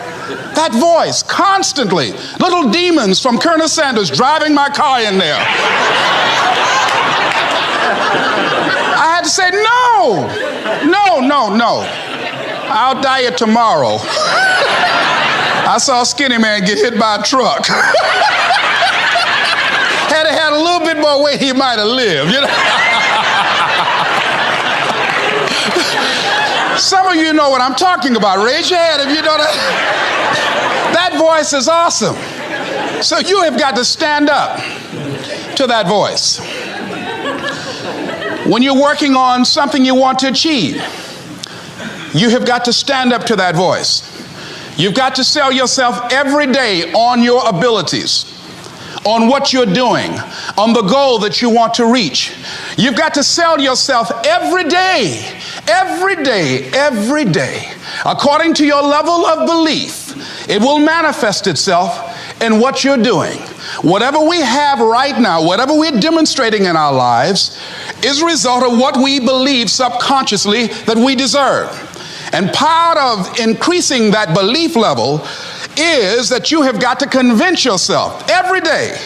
You've got to sell yourself. I do a lot of training for many corporations, and I conduct sales seminars, and I've heard all kind of guys doing techniques and training people techniques of how to close sales and how to work with and begin to control the sale and how to ask for the close. Let me share something with you. You can learn all the techniques in the world. If you don't believe in yourself, it won't happen for you.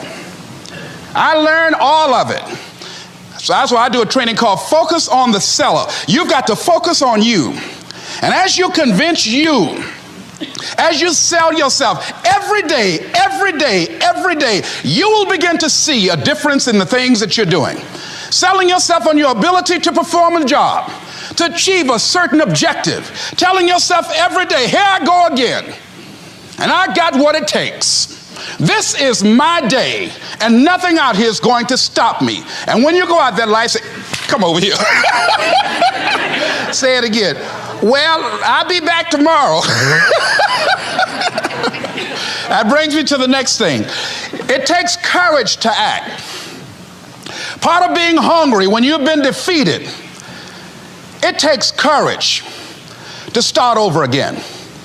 I used to do door-to-door sales, and I was working with another friend of mine, and door-to-door sales, I mean, it's punishing. It's cruel and unusual punishment. And I was a little boy knocking on the door. Hello, would you like to buy a nice working television set? No money down? No! Bam! They slammed the door in your face. And the friend of mine that was working with me, they slammed the door in his face, and I looked back, and he was going to the car. He said, I can't do this. And he sat down in the car, and he said, you go ahead, I'll be here when you get back. Now, he had a mother and father to take care of him. My mother was ill. I am adopted. I was hungry. I had to go on. I learned something about myself. That when you step into your fears, somebody said, it was Winston Churchill, he said that courage is going from failure to failure without losing enthusiasm.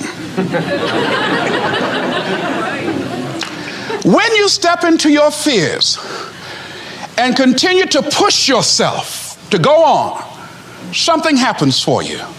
It will enable you to transcend yourself. I went to the next door. You like to buy a nice working television? No! Bam! Went to the next one. No! Bam! After a while, I no longer took it personal.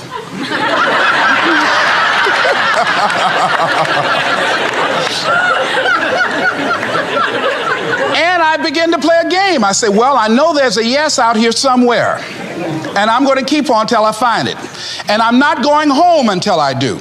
And I continued to knock on doors. And then somebody eventually would say yes. And I said, are you sure? And I would go in there and I would get the sale. When you have something you want to do, if you don't develop the courage to do that which has been given you to do, and you spend a lot of time going around trying to convince other people or trying to get their approval, what will happen is that you will lose your nerve. And other people will convince you that what you're doing doesn't have any value, and you'll give up on your dream. It's an interesting thing about life, I've also found, that if you don't have the courage to act, sometimes and particularly, if you have something special to do, life will move on you. If it were not for life, I would still be a disc jockey. I didn't just leave voluntarily to go to the state legislature. I was fired. I was working on a job, and I came home one day. I was married at the time, and I told my former wife, I said, that guy Bert I work for is stupid. She said, if he's so stupid, why does he sign you a paycheck? Now, you see why I divorced her, right? I couldn't stand her.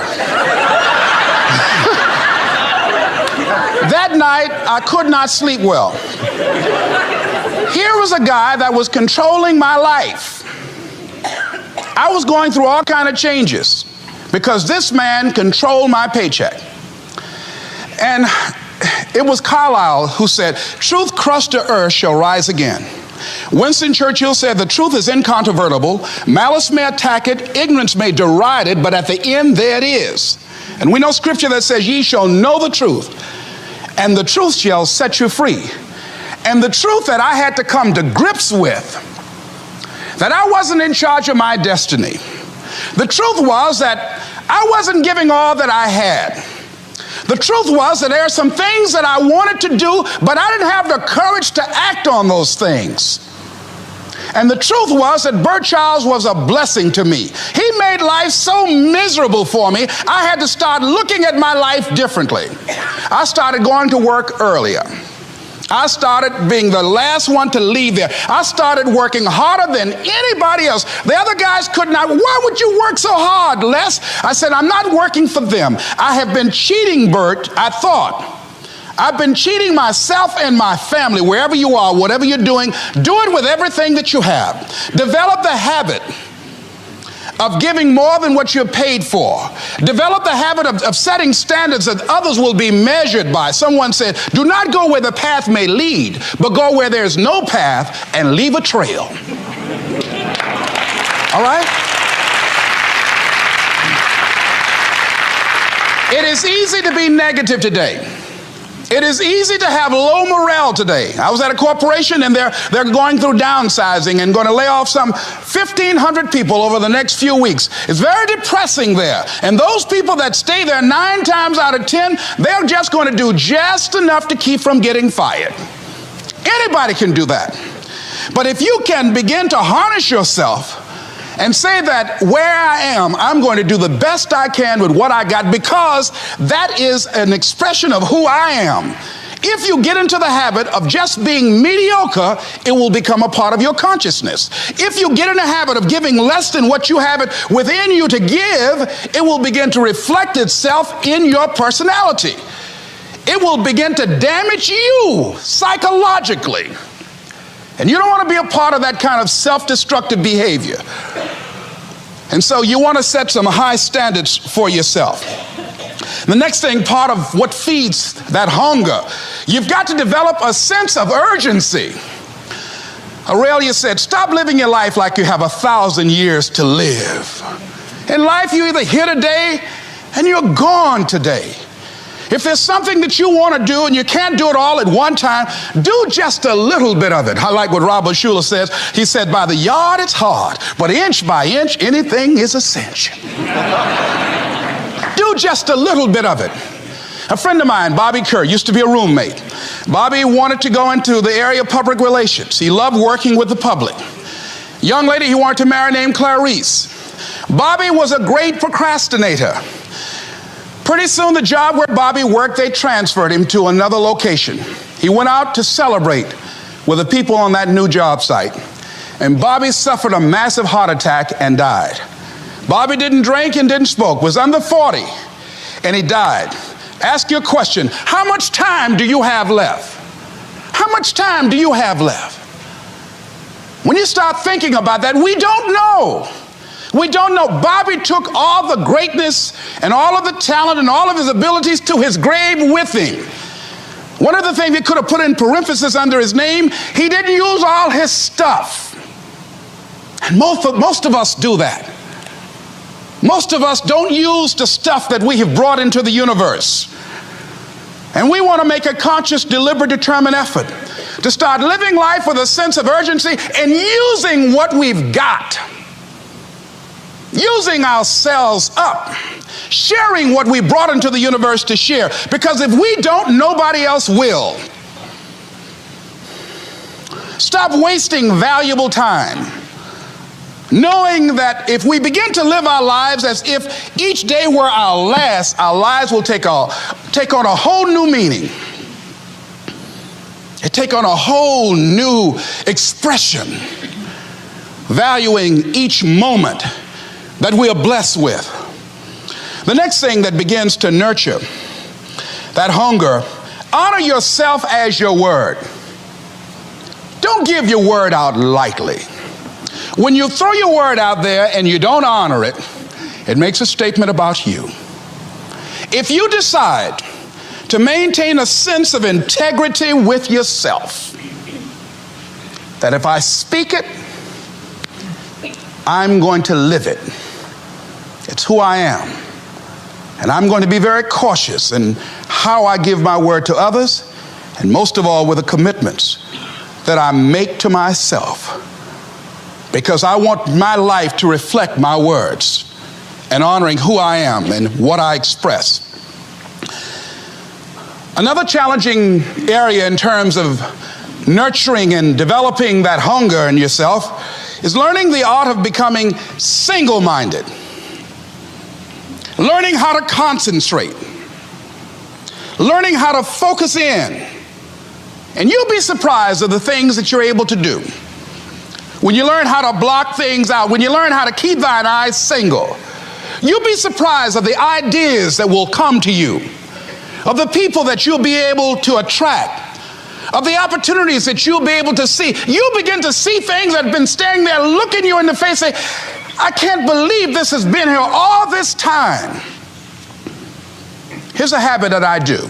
Maybe it might be of some value to you. I get up in the morning and I start writing what great ideas that I can think of today that can improve me and that will enable me to reach my goal. And I just let my mind flow. Sometimes I write 15, 20 ideas. Some days it's more difficult than others. One idea can change your life. One idea can turn your life around. Deciding that you're going to focus to develop your skills. A guy was the new owner of a baseball team that was in the basement of the league when he took it over. He went to the pitcher and he said, what is your best throw? He said, well, I got a good curveball and I've got a good fastball. And he went on talking about his different throws. He said, but tell me this, what is your best throw? He thought for a moment. He said, I've got a good fastball. He said, that's all I want you to work on. Nothing else. Just develop your fastball. The next year, they went to the World Series. Most people don't know what their fastball is. Most people go through life never discovering what their talents are. Most people never develop their talents.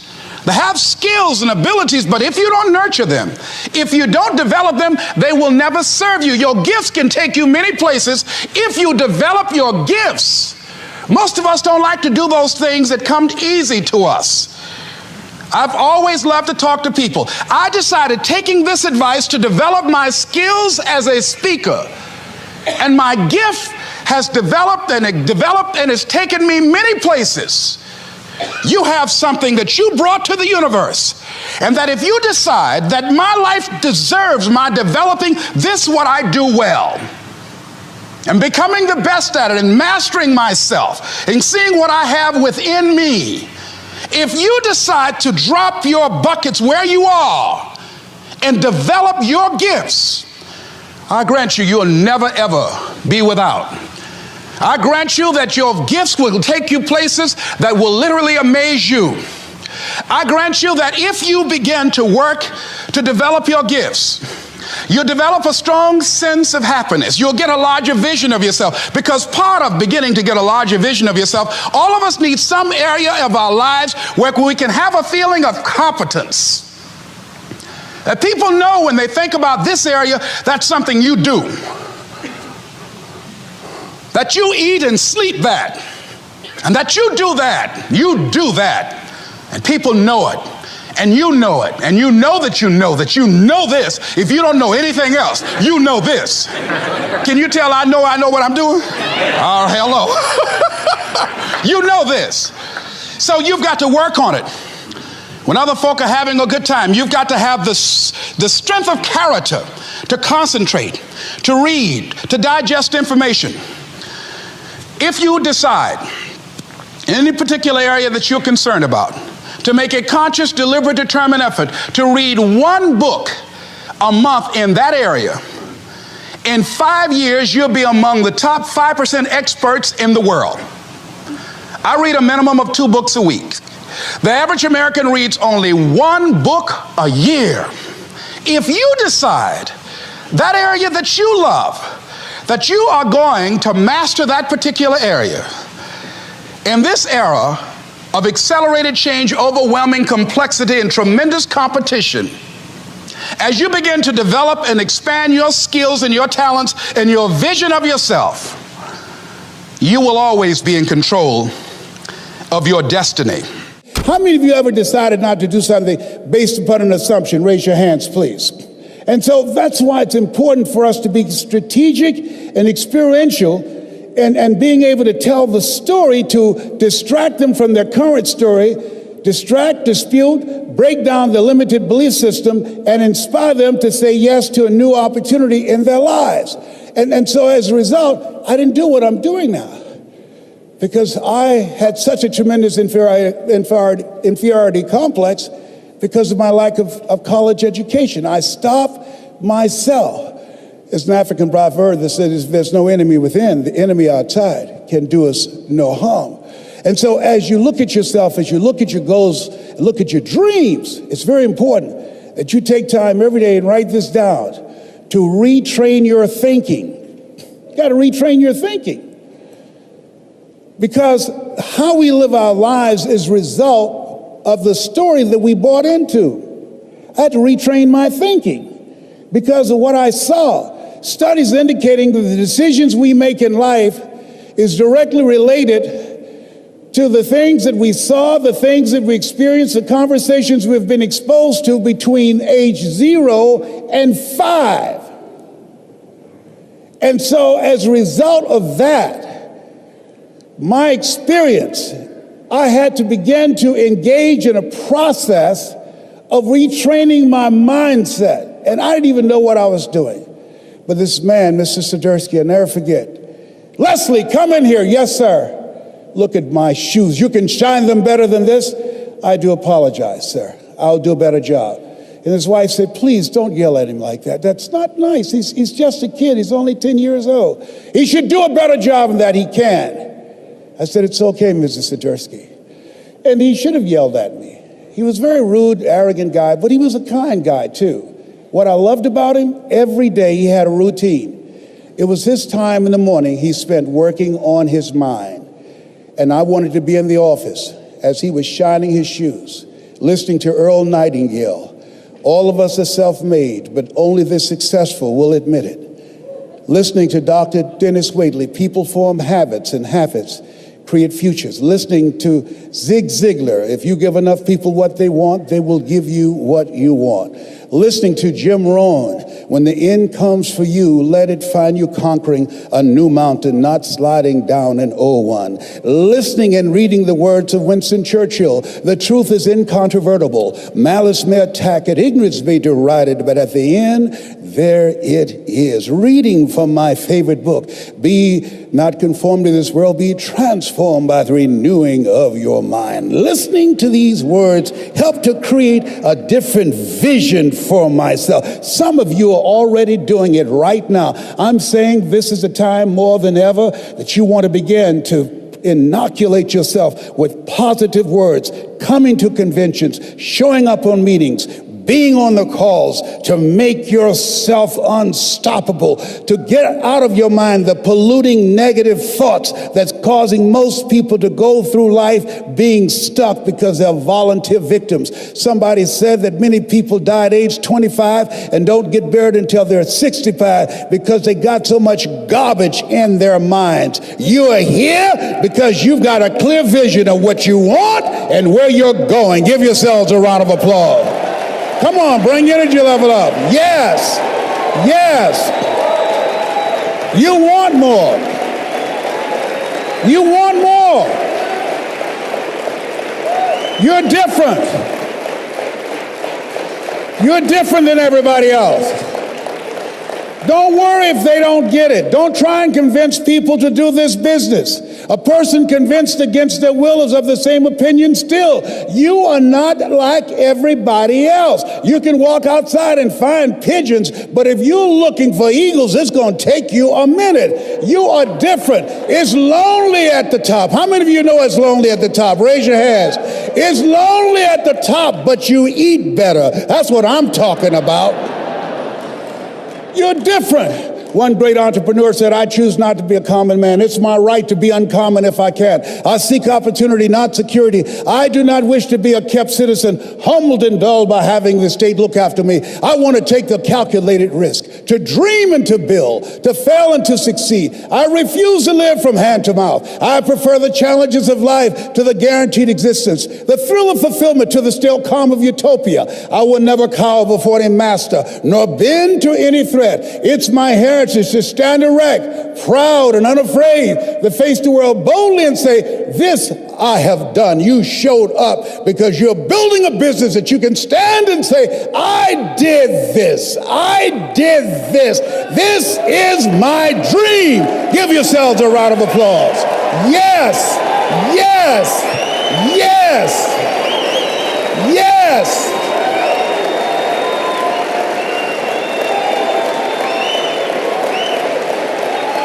Yes.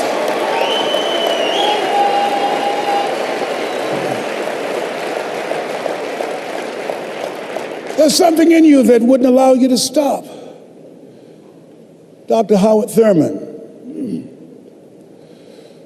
he said there's something in each and every one of you that waits and listens to the voice of the genuine in yourself. It will be perhaps the only guide you will ever have.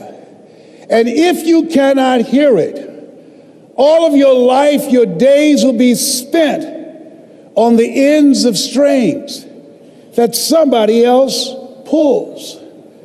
And I say to you, the reason you showed up, even though you couldn't afford to be here, the reason you drove hundreds of miles, flew around the world, there's something in you, in your heart of hearts, that said, I'm not going to let anybody pull my strings. It said, I'm going to control my own personal economy. It said, I've got a dream I want to achieve. I want my children to have a choice of the kind of education that they want. That said, I am the captain of my ship. That said, I'm going to control my destiny. And whatever it takes, I'm willing to do the work. Give yourselves a round of applause.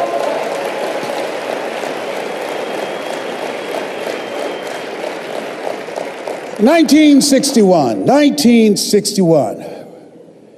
President John F. Kennedy had a decision to make. The decision was whether or not to call a news conference and tell the world the United States was going to go to the moon. And I submit to you that the decision to do that was very risky. And what governed his thinking is what governed your thinking when you decided, I'm going to do this. See, the technology did not exist. The answer of what will it take did not exist. No one had ever done it before. But he made a decision. He looked at Werner von Braun, the most brilliant scientist of that day, and he said, Werner, what will it take for us to go to the moon? And he spoke 5 words. And those 5 words, I think, is what governs most entrepreneurs. Those 5 words, I think, is what give people like you the courage to pursue their dreams. Those 5 words is what I think people who are pioneers, people who are breaking new ground, make decisions on. He said, what will it take for us to go to the moon? And the response was, the will to do it. As you look at yourself, as you look at your business, as we look into 2015 and beyond, what will it take for you to increase your business? The will to do it. What will it take for you to become more powerful in your presentation skills and be able to increase the number of people, to quadruple your business? The will to do it. What will it take for you when others are quitting because of the rejections, when others are stopping because they just become so discouraged and they have creditors breathing down their neck and they have family members and friends telling them they're a fool? What is it that will allow you to have the mental resiliency to keep on keeping on, to keep your commitment to your commitment? The will to do it. Every time I say it and ask you a question, I want you to say the will to do it. What will it take for you to build your business? What will it take for you to increase your recruiting? What will it take for you to bring out the greatness in you and to make your mark? What will it take for you to become a high achiever and to bring out the billionaire in you? Shake someone's hand on your right and left and say, I've got the will. I've got the will.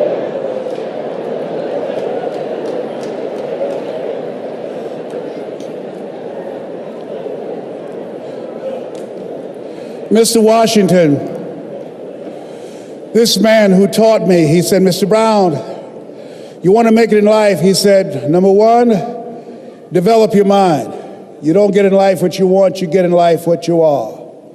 Number 2, develop your communication skills. Once you open your mouth, you tell the world who you are. 3, practice the principle of OQP, only quality people. Let us say together, only quality people. As you think about your goals and dreams, this is not for everybody. You want to build an organization with only quality people. Not people who need more, but people who want more. You want to surround yourself with people that are hungry. People that are hungry are willing to do the things today others won't do in order to have the things tomorrow others won't have. People that are hungry do what they know, not what they feel. See, I didn't do this for years because I knew it would be hard. And Mr. Washington said something to me. Mike Williams, my mentor, you want to go online and find his book, The Road to Your Best Stuff. He said something that grabbed me, and I want you to put this someplace where you can see it. See, you build this business through persistence. You got to affirm, I will persist until I succeed. You build it through patience. It takes time to grow orchids. It's faster to grow roses, but orchids, that takes time. You have to have persistence, you have to have patience and perseverance. It takes courage to come back again and again and again. Because in order to build the business, it's hard work. It's HARD and H-E-A-R-T. Are you with me there? Write this down. If you do what is easy, your life will be hard. But if you do what is hard, your life will be easy. If you do what is easy, point out all this is some pyramid scheme. Oh, I've been talking to people and nobody's interested. I talked to people and they said no. Oh, I've done that before. Come up with excuses. If you do what is easy, always looking for a way to give yourself a pass, to let yourself off the hook, to do what everybody else is doing, a job, the journey of the broke. If you do what is easy, your life will be hard. People working on jobs that they hate. The heart attack rate on Monday morning between 6 o'clock and 10 o'clock increases by 35%. People going to jobs that they hate. If you do what is easy, your life will be hard. Working 2 and 3 jobs for one paycheck and no job security. But there's something in you that says, you know, I'm making some good money, but you know what? I can't do this. I can't do this anymore. A friend of mine, she's here. I'm so honored to be in her presence, Kim Wee. She went to do a presentation, drove from Los Angeles to San Francisco. And 20 people in the room, and they said, yes, she's an electrifying speaker, great presenter. Yes. And when she left, the Dream Busters took the floor. And when the Dream Busters finished with those people who had goals and dreams of a new life, they sabotaged Kim. And they called her before she can get home and said, no, we're not going to do it. And at that moment, she could have quit. Write this down, your private voice. Every entrepreneur, you have 2 things going for you. You have an energy signature, and some of you will be working with, and you have a private voice. 8 to 9 decisions out of 10 that you make are governed by that private voice. When they called and said no, her private voice said, you're wasting your time. You don't need to do this. Your husband is a doctor. You don't need to do this.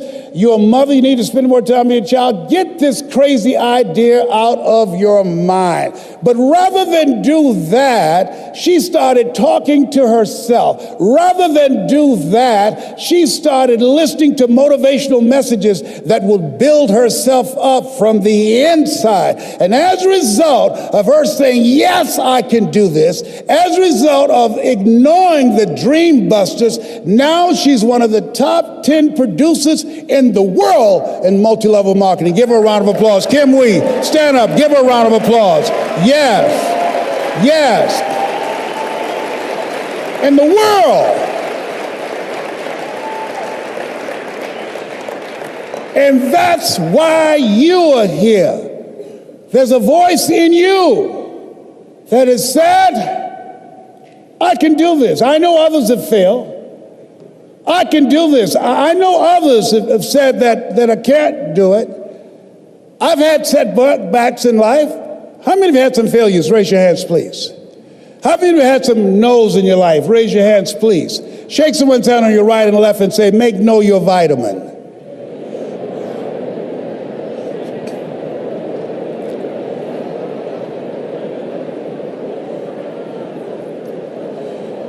Ladies and gentlemen, if you want to make it in life, you got to know your vitamin. You've got to know every no brings you a step closer to a yes. Anybody can stop because someone said no. But there's something in you, in your heart of hearts, that's saying, I'm not a quitter. There's something in you that says, I've got the will to do it. There's something in you that says, I'm going to find a way. Mr. Brown, what do you want to do with your life, young man? Sir, I'd like to become a disc jockey. Why? Sir, because I want to buy my mother a home. He said, great. Listen to Paul Harvey. Here are my car keys. Go in the car, 12 noon. He comes on every day. Why? Because if you want to be successful, study the people that are doing what you want to do. He's the best in the world when it comes to communication. I suggest to you, as you look at what you want to achieve, look at the top achievers. Understand and know they are only an example. They are not an exception. They're an example of what you can do, because success leaves clues. Follow the system, watch the leaders, and study them. I did that. And he said, Mr. Brown, detoxify your life. Let all the negative people in your life go. Can I change them? No. It's a full-time job changing yourself. He's right. He's right. You can't change people. It's hard changing yourself. And there's some people so negative they can walk into a dark room and begin to develop.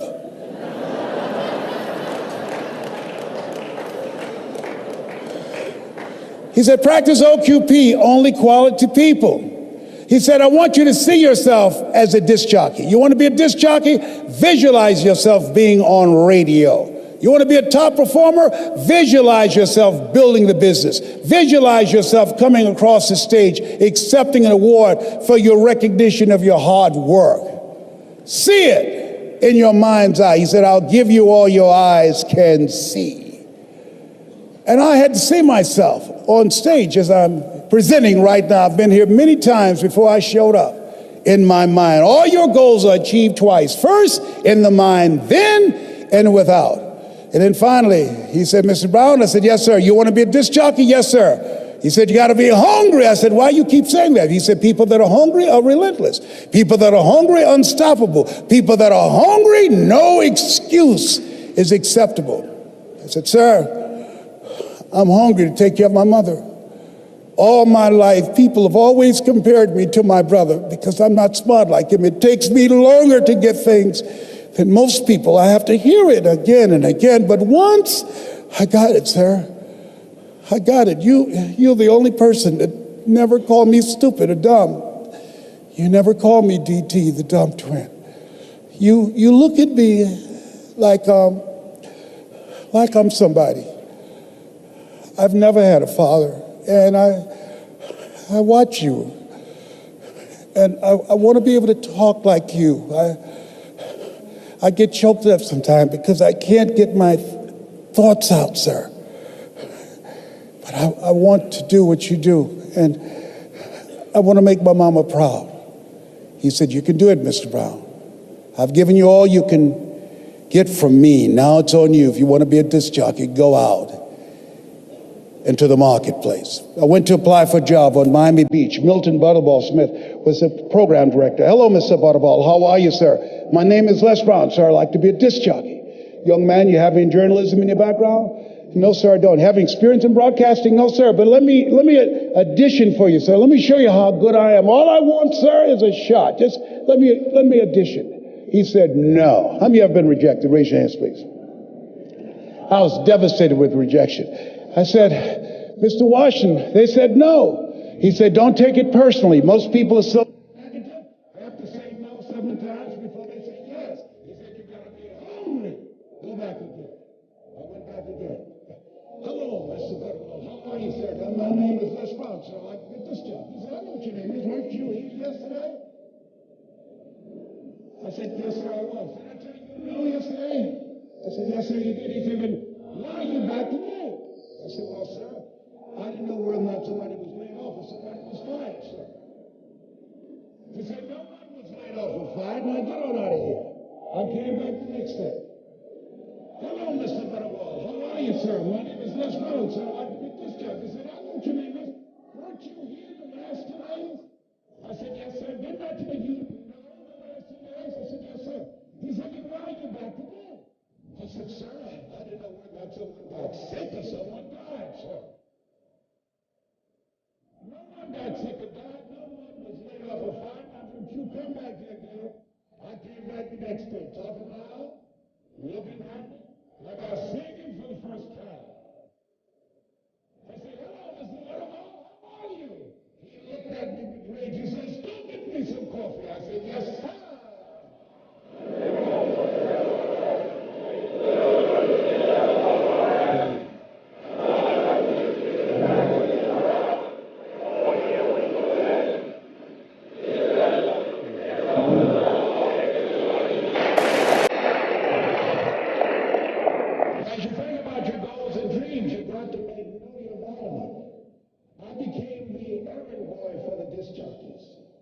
get done watching their dinner. And I stand in the control room watching them move their hands, knowing my time will come. Let us say together, I expect to live my dream. I begin to serve them. My favorite book says the greatest among you will be your servant. Learn how to be a good servant. And so pretty soon, I was, write this down, building a relationship. People build relationships with people they know, like, and trust, and have proven themselves. And they said, look here, young boy, who cleaned my car today? I did, sir. How much do I owe you? Nothing, sir. You cleaned it inside and out. You waxed it, yes. I don't owe you anything? No, sir. I just wanted to help out. Write this down. Give before you ask. I was giving service. I was giving service first. He said, whoa. Yeah, Donna Ross and the Supremes are coming to town, the Four Tops and the Temptations. Here are my car keys. Pick them up and take them to the Fontainebleau Hotel on Miami Beach. I said, be my pleasure to serve you, sir. I would drive these entertainers all over Miami Beach in the disc jockeys' big long Cadillacs. I didn't have any driver's license, but I'll drive it like a handsome. Then one day, it was a Saturday afternoon, a disc jockey by the name of Rockin' Roger was drinking while he was on the air. He began to slur his words. He got so drunk he was about to fall off the chair. It was a Saturday afternoon, and I was the only one there, looking at him through the control room window, walking back and forth, young, ready, and hungry.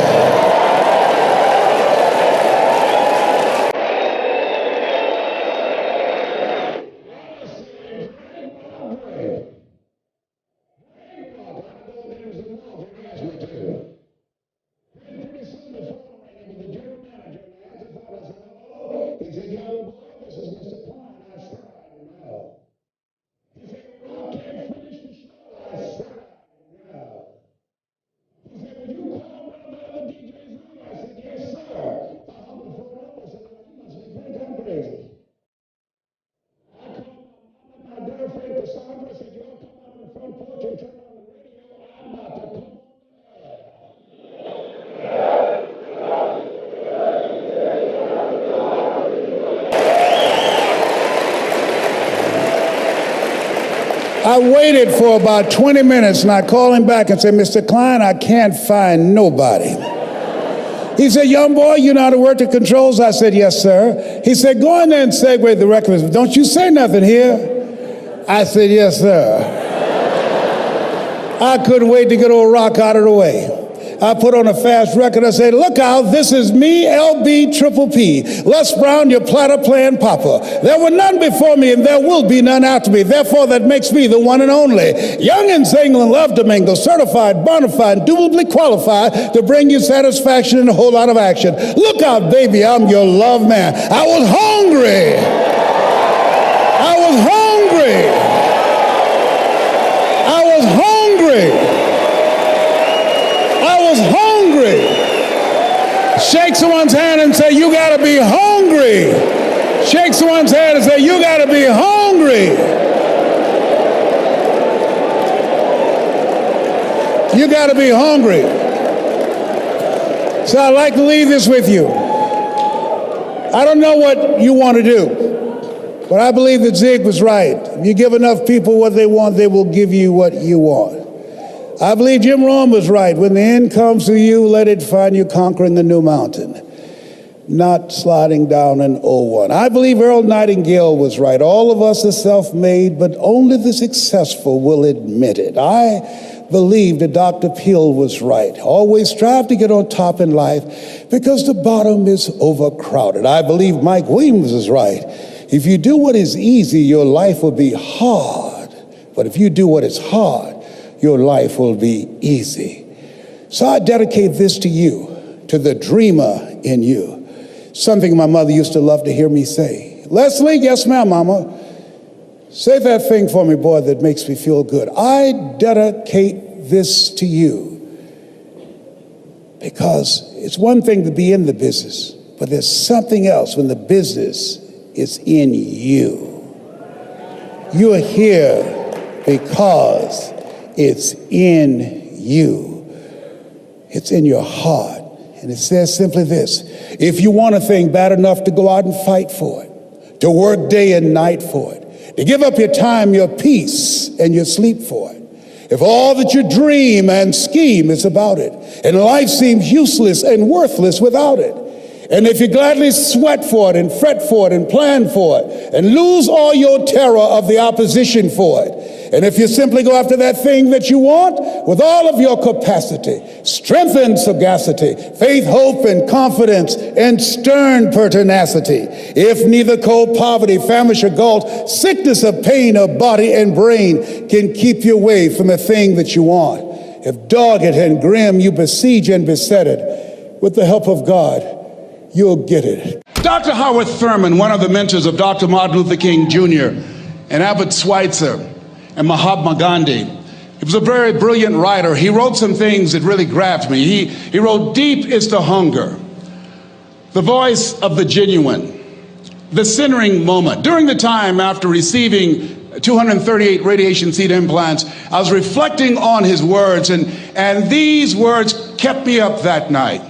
He said, the ideal situation for a man or woman to die is to have family members praying with them as they cross over. He said, but imagine, if you will, being on your deathbed and standing around your bed, the ghost of the dreams, the ideas, the abilities, the talents given to you by life, and that you, for whatever reason, you never went after that dream.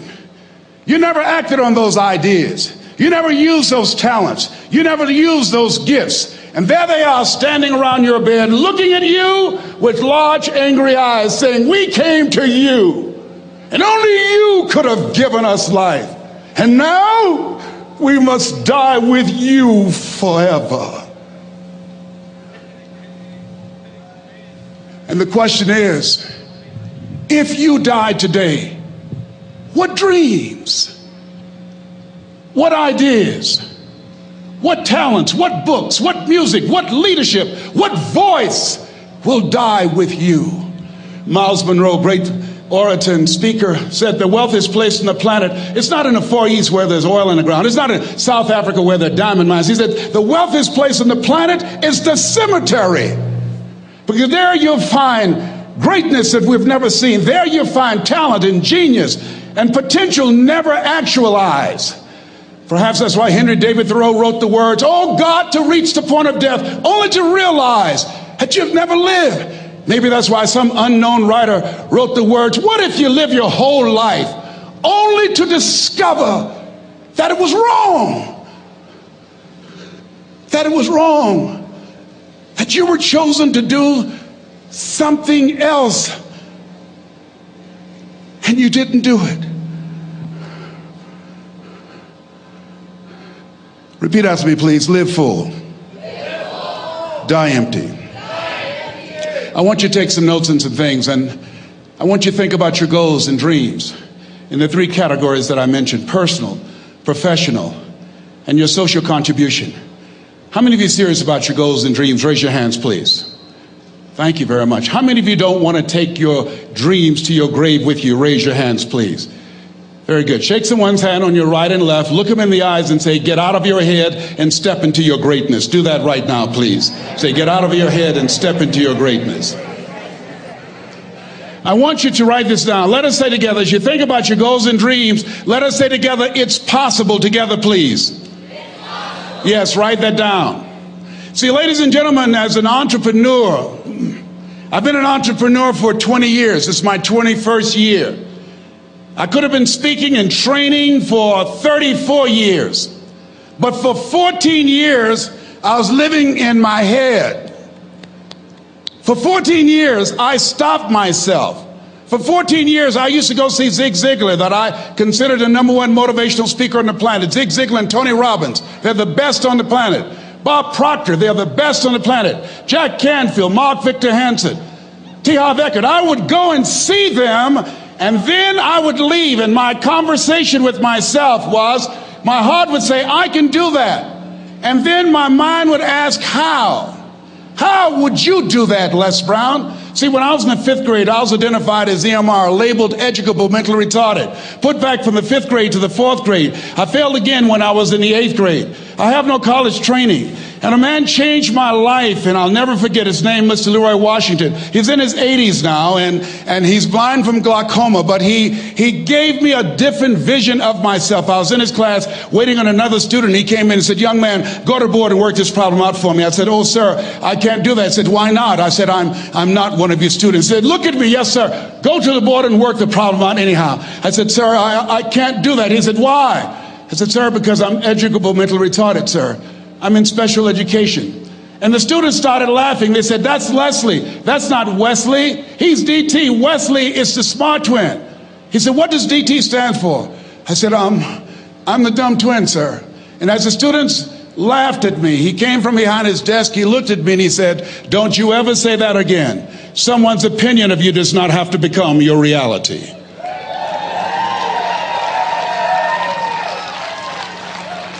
On one hand, I was humiliated, but on the other hand, I was liberated, because he looked at me with the eyes of Goethe, who said, look at a man the way that he is, he only becomes worse.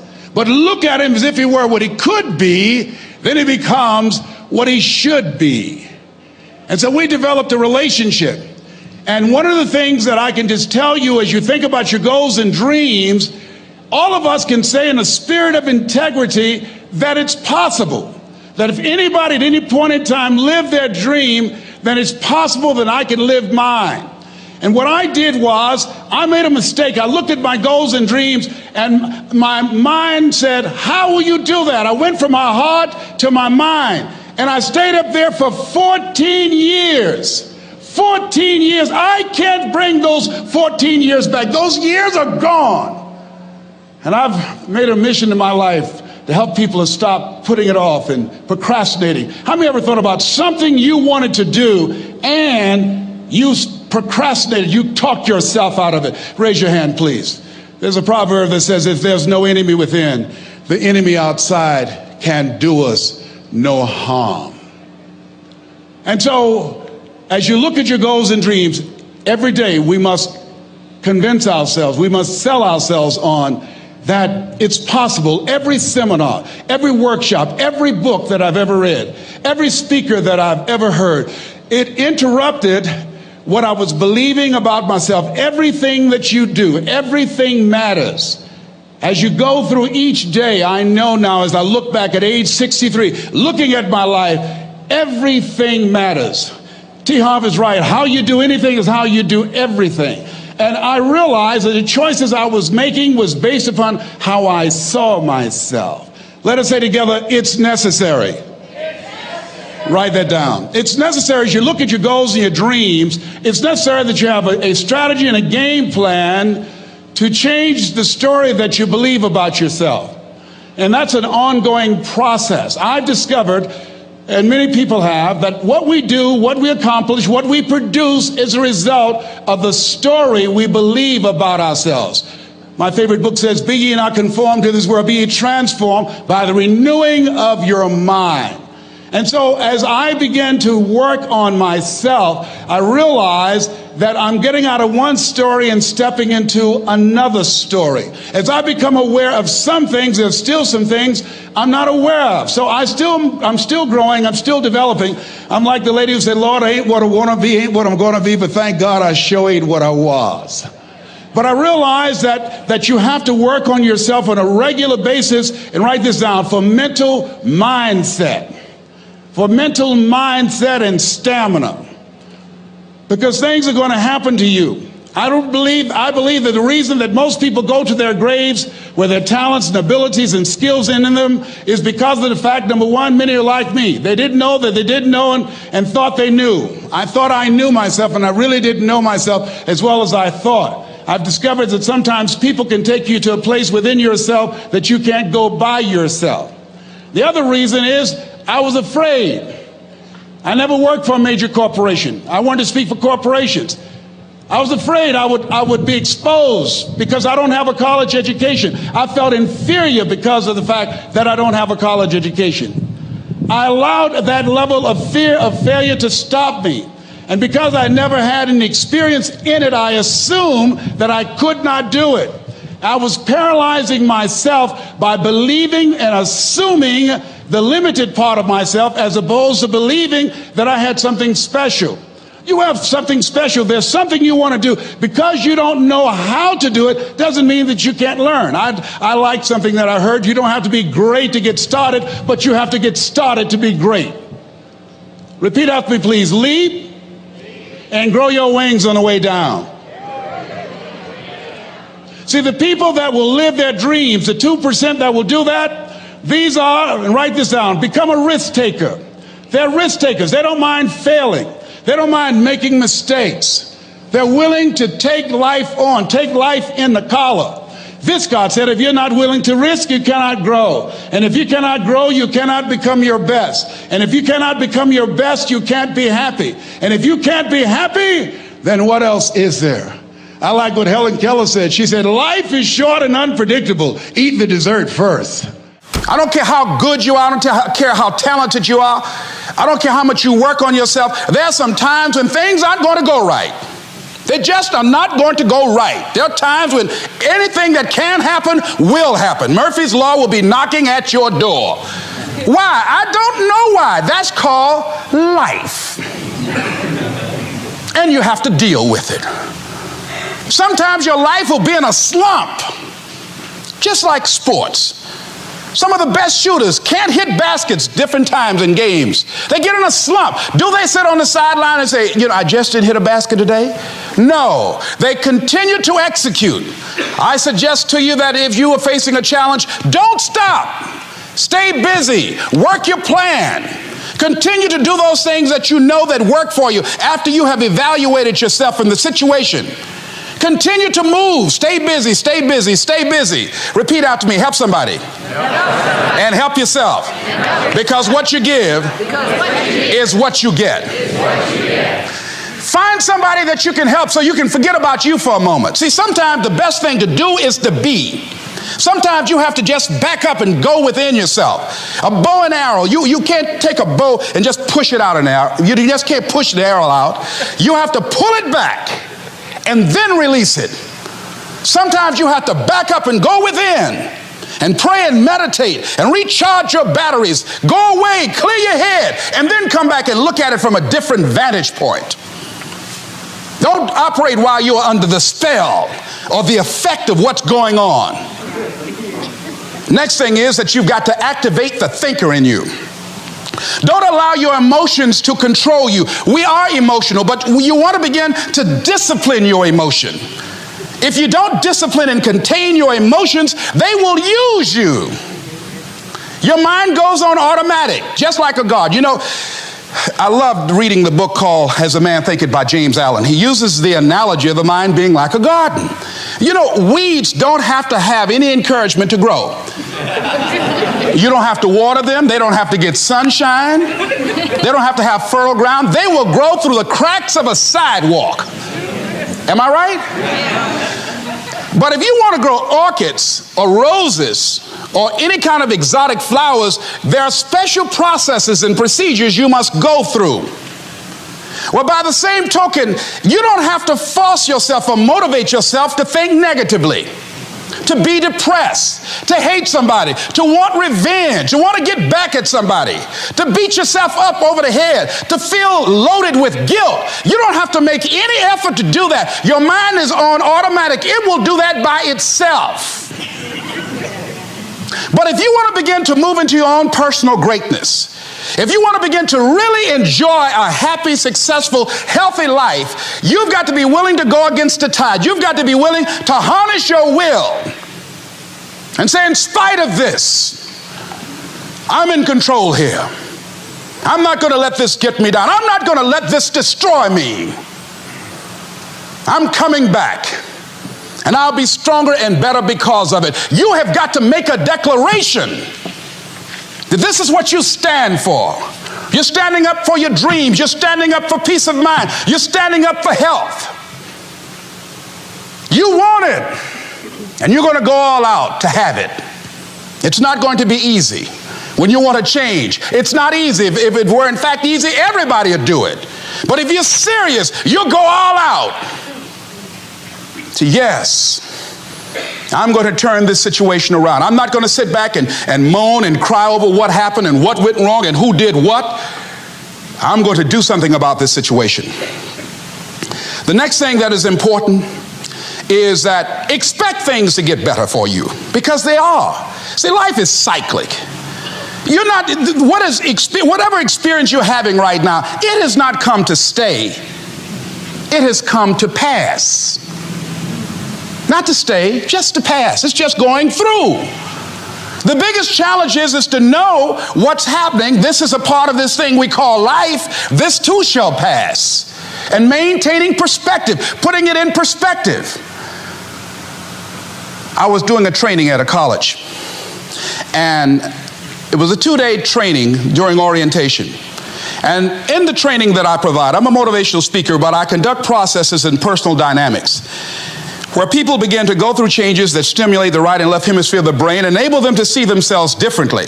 I conducted this particular simulation with these young kids, 17 and 18 years of age, so that they would begin to see how they make decisions and how they would survive in this particular simulation process we gave them.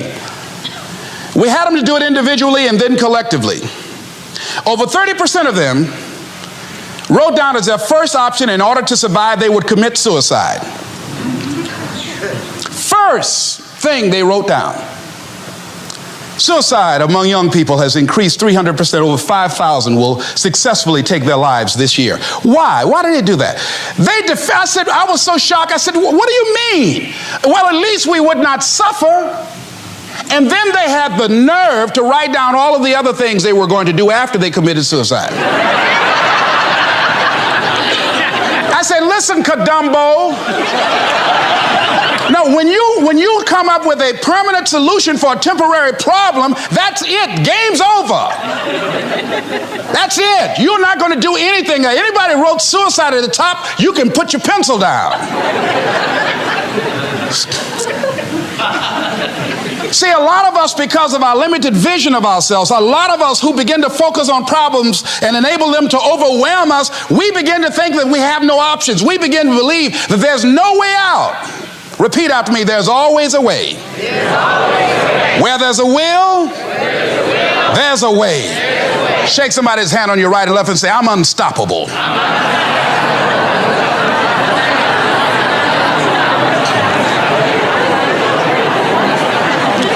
You've got to make those kind of declarations to yourself. I'm unstoppable.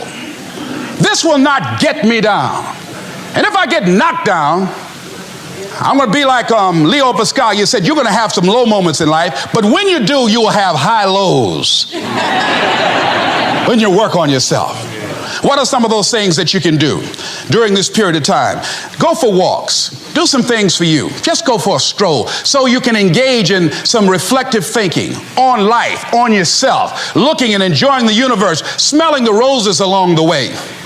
Listen to upbeat music, music that inspires you. I have oldie but goodies. I have strategies that I engage in to recharge my batteries. I'm preparing for that because I know things are going to happen that I cannot anticipate. A very good friend of mine died the other day. I had a program for myself. I have books that I read that inspire me, tapes that I listen to that fire me up.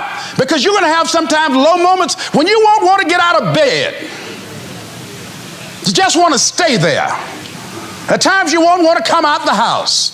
At times you'll be feeling bad and don't know why. What's wrong? I don't know. Just leave me alone. Why did that happen? I don't know. It's called life.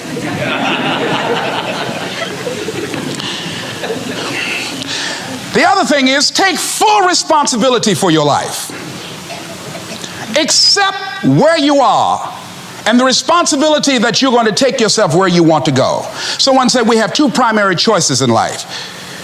We can either accept conditions as they exist, or we can take the responsibility to change them. See, a lot of people want to exempt themselves from taking responsibility. All they want to do is talk about the problem. Every time you see them, they'll tell you their story over and over and over and over again. No, no. You want to take responsibility for your life.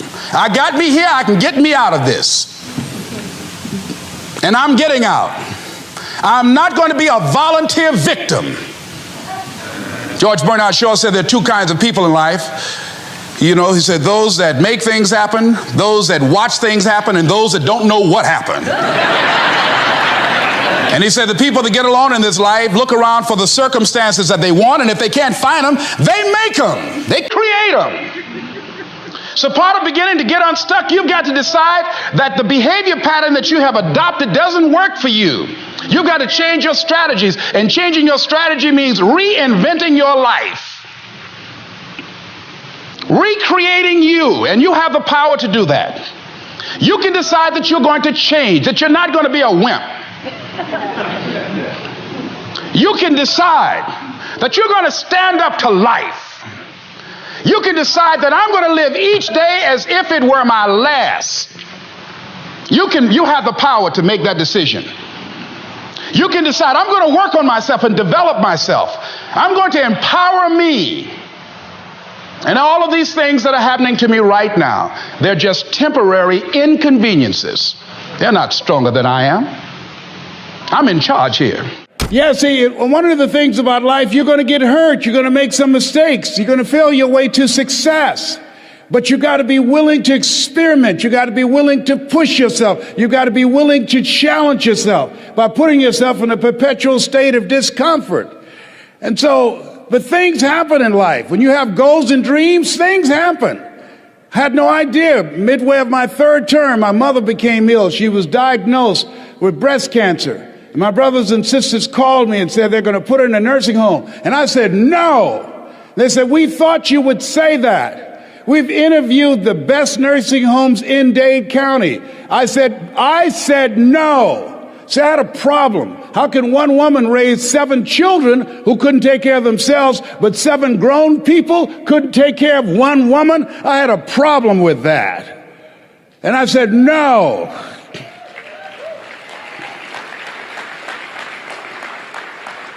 So I resigned from the Ohio legislature and I came back to Miami to take care of Mama, and took care of her until 89. And there are things, as you have your goals, things are going to happen to you that you can't anticipate. Some of you are in the eye of the storm now. Things are going to happen. And don't say, well, why does this have to happen to me? Why not you? Who would you suggest? You want to give us some names or email addresses? That's really what I said the second time I got cancer. They had told me the cancer had metastasized to 7 areas of my body. I started laughing. He said, why are you laughing? Are you in denial?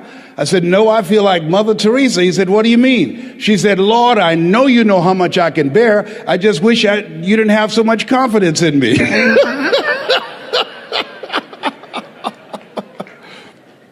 There's times in your life when things are going to happen that you've got to begin to put your dream on hold. And you might have to reinvent yourself. How many have already gone through that? Raise your hands, please. It's called life. And don't tell everybody about it. 80% don't care, and 20% glad as you.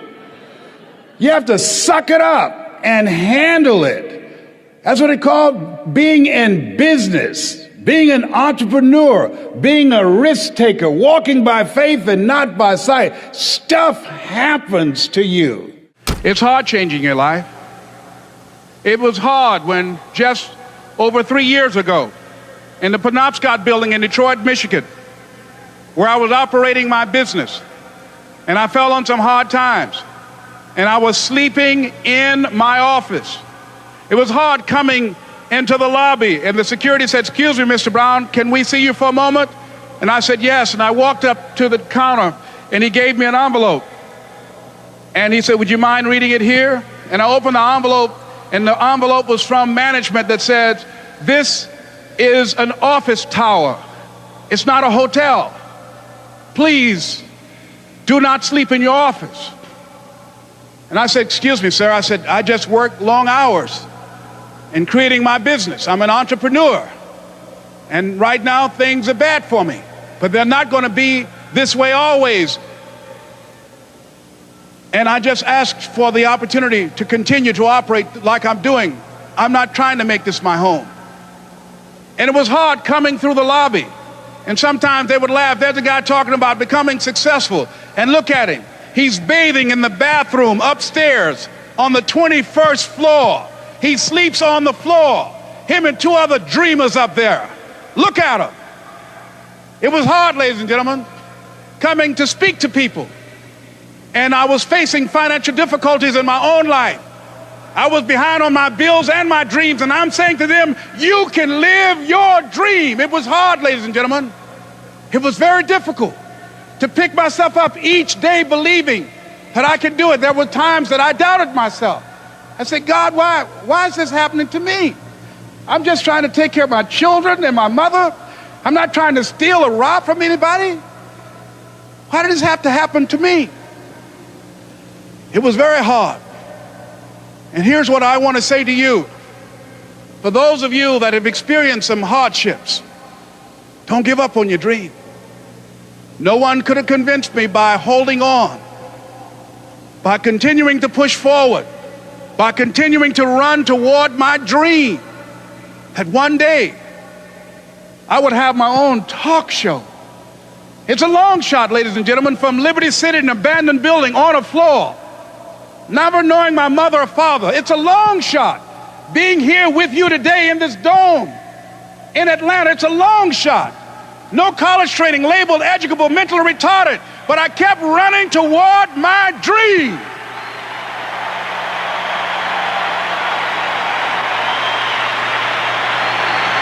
Don't stop.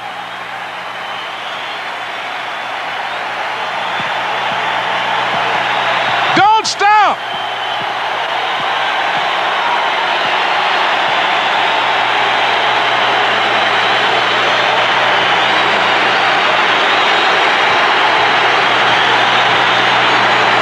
Don't stop running toward your dream.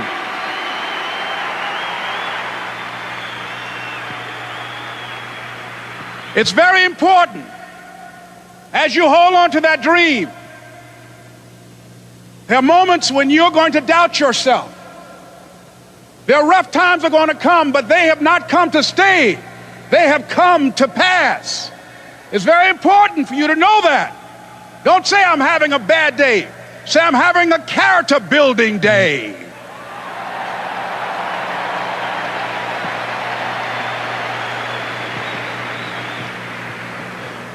It's very important for you to believe that you are the one to make this happen. I remember this high school teacher, Mr. Leroy Washington, at the end of school one June, it was just a few days before we were supposed to leave, and I just got my report card, and it indicated that I'd failed history, and I'd failed English, and I would have to go to summer school. And I was feeling within myself that I was a failure, that I'm slower than most people in getting paperwork, and I was feeling down on myself and very negative. And Mr. Washington was giving a speech to the graduating seniors, and I was in 11th grade. And even though I wasn't supposed to be in there, I went in there because the speech he was giving, that speech was for me. And as he talked, my heart began to beat fast. Tears began to run down my eyes, and I was in the back just listening to him because he said, and he was a very dramatic man. I still talk to him to this day. He said, as graduating seniors of Booker T. Washington High School, I want you to know that you're blessed and highly favored, and that as you go toward the future, begin to know that you have greatness within you. And if just one of you here begin to envision yourselves as being blessed and highly favored to reach your goals, if just one of you capture the essence of what that means, that you have greatness within you and a responsibility to manifest that greatness, that you can make your parents proud, you can make your school proud, you can touch millions of people's lives, and the world will never be the same again because you came this way. And the students gave him a rousing standing ovation. And as he left the auditorium, I ran down the steps and I caught him in the parking lot. I said, "Mr. Washington?" He said, "Yes." I said, "Do you remember me, sir?" He said, "No." I said, "My name is Leslie Brown. My mother, she works in the cafeteria here. I'm one of the twins, Leslie and Wesley." I said, "Mr. Washington, but you know, I got these big dreams. I like talking to people. I love people." I said, I want to work with people, and I got this dream of buying my mama a home. Could I do that, Mr. Washington?" He said, "It's possible, Mr. Brown." And as he walked away, I called him again. I said, "Mr. Washington?" He said, "What do you want now?" I said, "I'm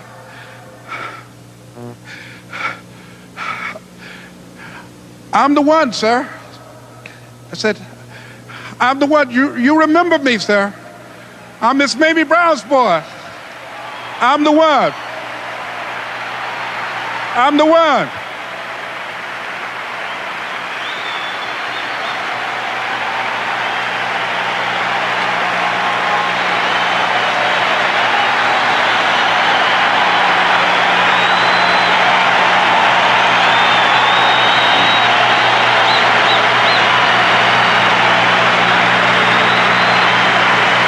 And you must feel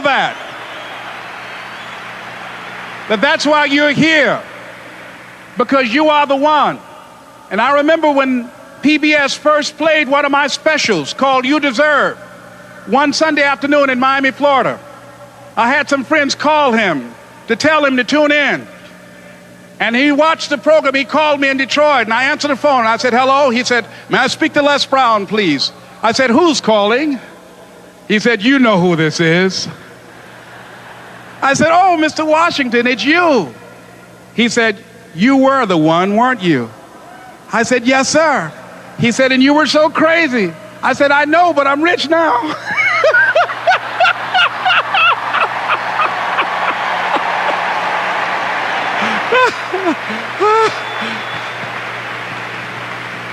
Ladies and gentlemen, it's not going to be easy.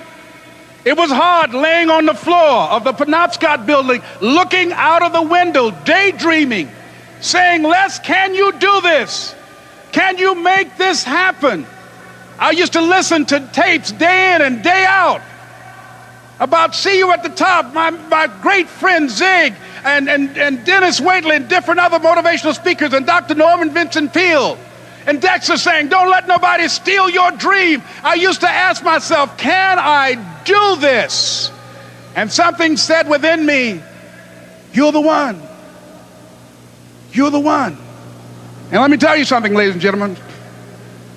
While you're here, and before you go back home to your respective cities and communities, write down at least 5 reasons on why you deserve your dream, on why you won't give up, what's going to make you unstoppable, why you must be unreasonable, because logical, practical thinking says you can't do it today. But if you want to produce unreasonable results in your life, like living your dream and taking charge of your destiny, you've got to be an unreasonable person. You've got to be an uncommon person. So write down the reasons of why you're here. My first major goal was to buy my mother a home. And let me tell you something, ladies and gentlemen. What will reasons do, Les? Nietzsche said, if you know the why for doing, you can endure almost anyhow. What do you mean by that? If you know why you're doing something, when the hard times come, and they're going to come, when the disappointments and the rejections come, and they're going to come by the truckloads, your reasons will be your rod and staff to comfort you, to pick you up. Once again, I got a saying on one of my tapes: if life knocks you down, try and land on your back, because if you can look up, you can get up. Let your reasons get you back up.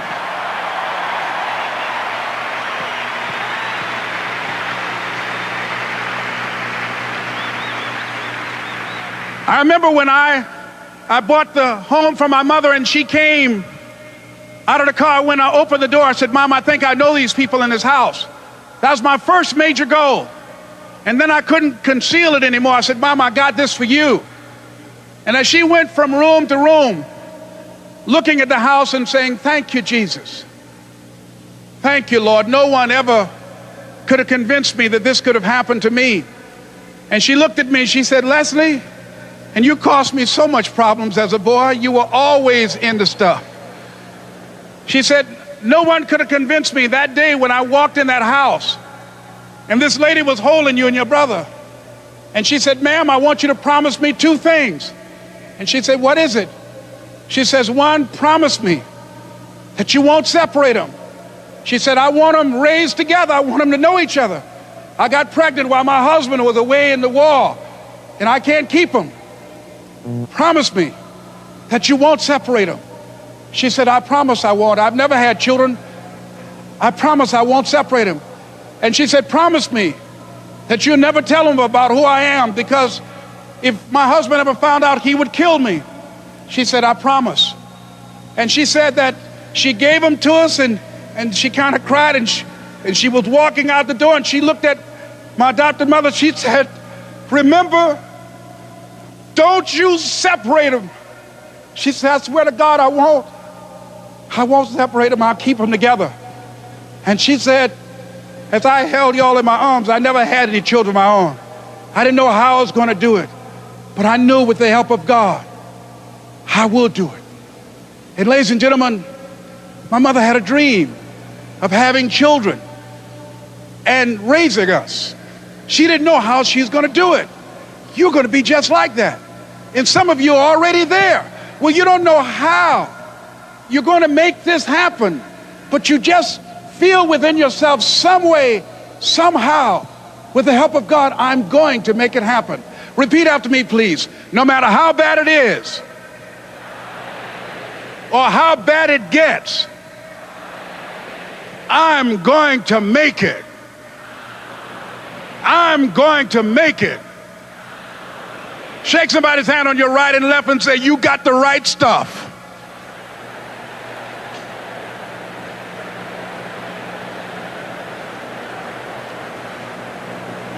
So yes, it's possible for you to live your dream. It's necessary that you associate with winners, that you work your system, that you are relentless, that you never give up.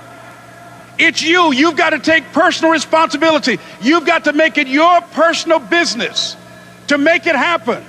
And you've got to resolve within yourself that I can do this, that it's hard, but you've got to say, I'm the one.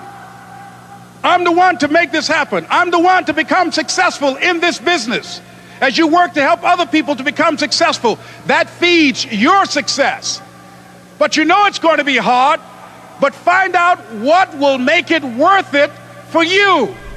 Because you made it this far in the video, I want to celebrate you. Most people start and don't finish. Most people never actually follow through. Most people say they want something, but they don't ever do the work to actually get it. But you are different. You are special. Believe Nation, you made it here all the way to the end, and I love you. So as a special celebration, if you put a hashtag Believe down in the comments below on this video, I will showcase you and celebrate you somewhere on the screen in a future video because you are awesome. If you want another awesome video in our Black Excellence series, check out the video right there next to me. I think you'll enjoy it.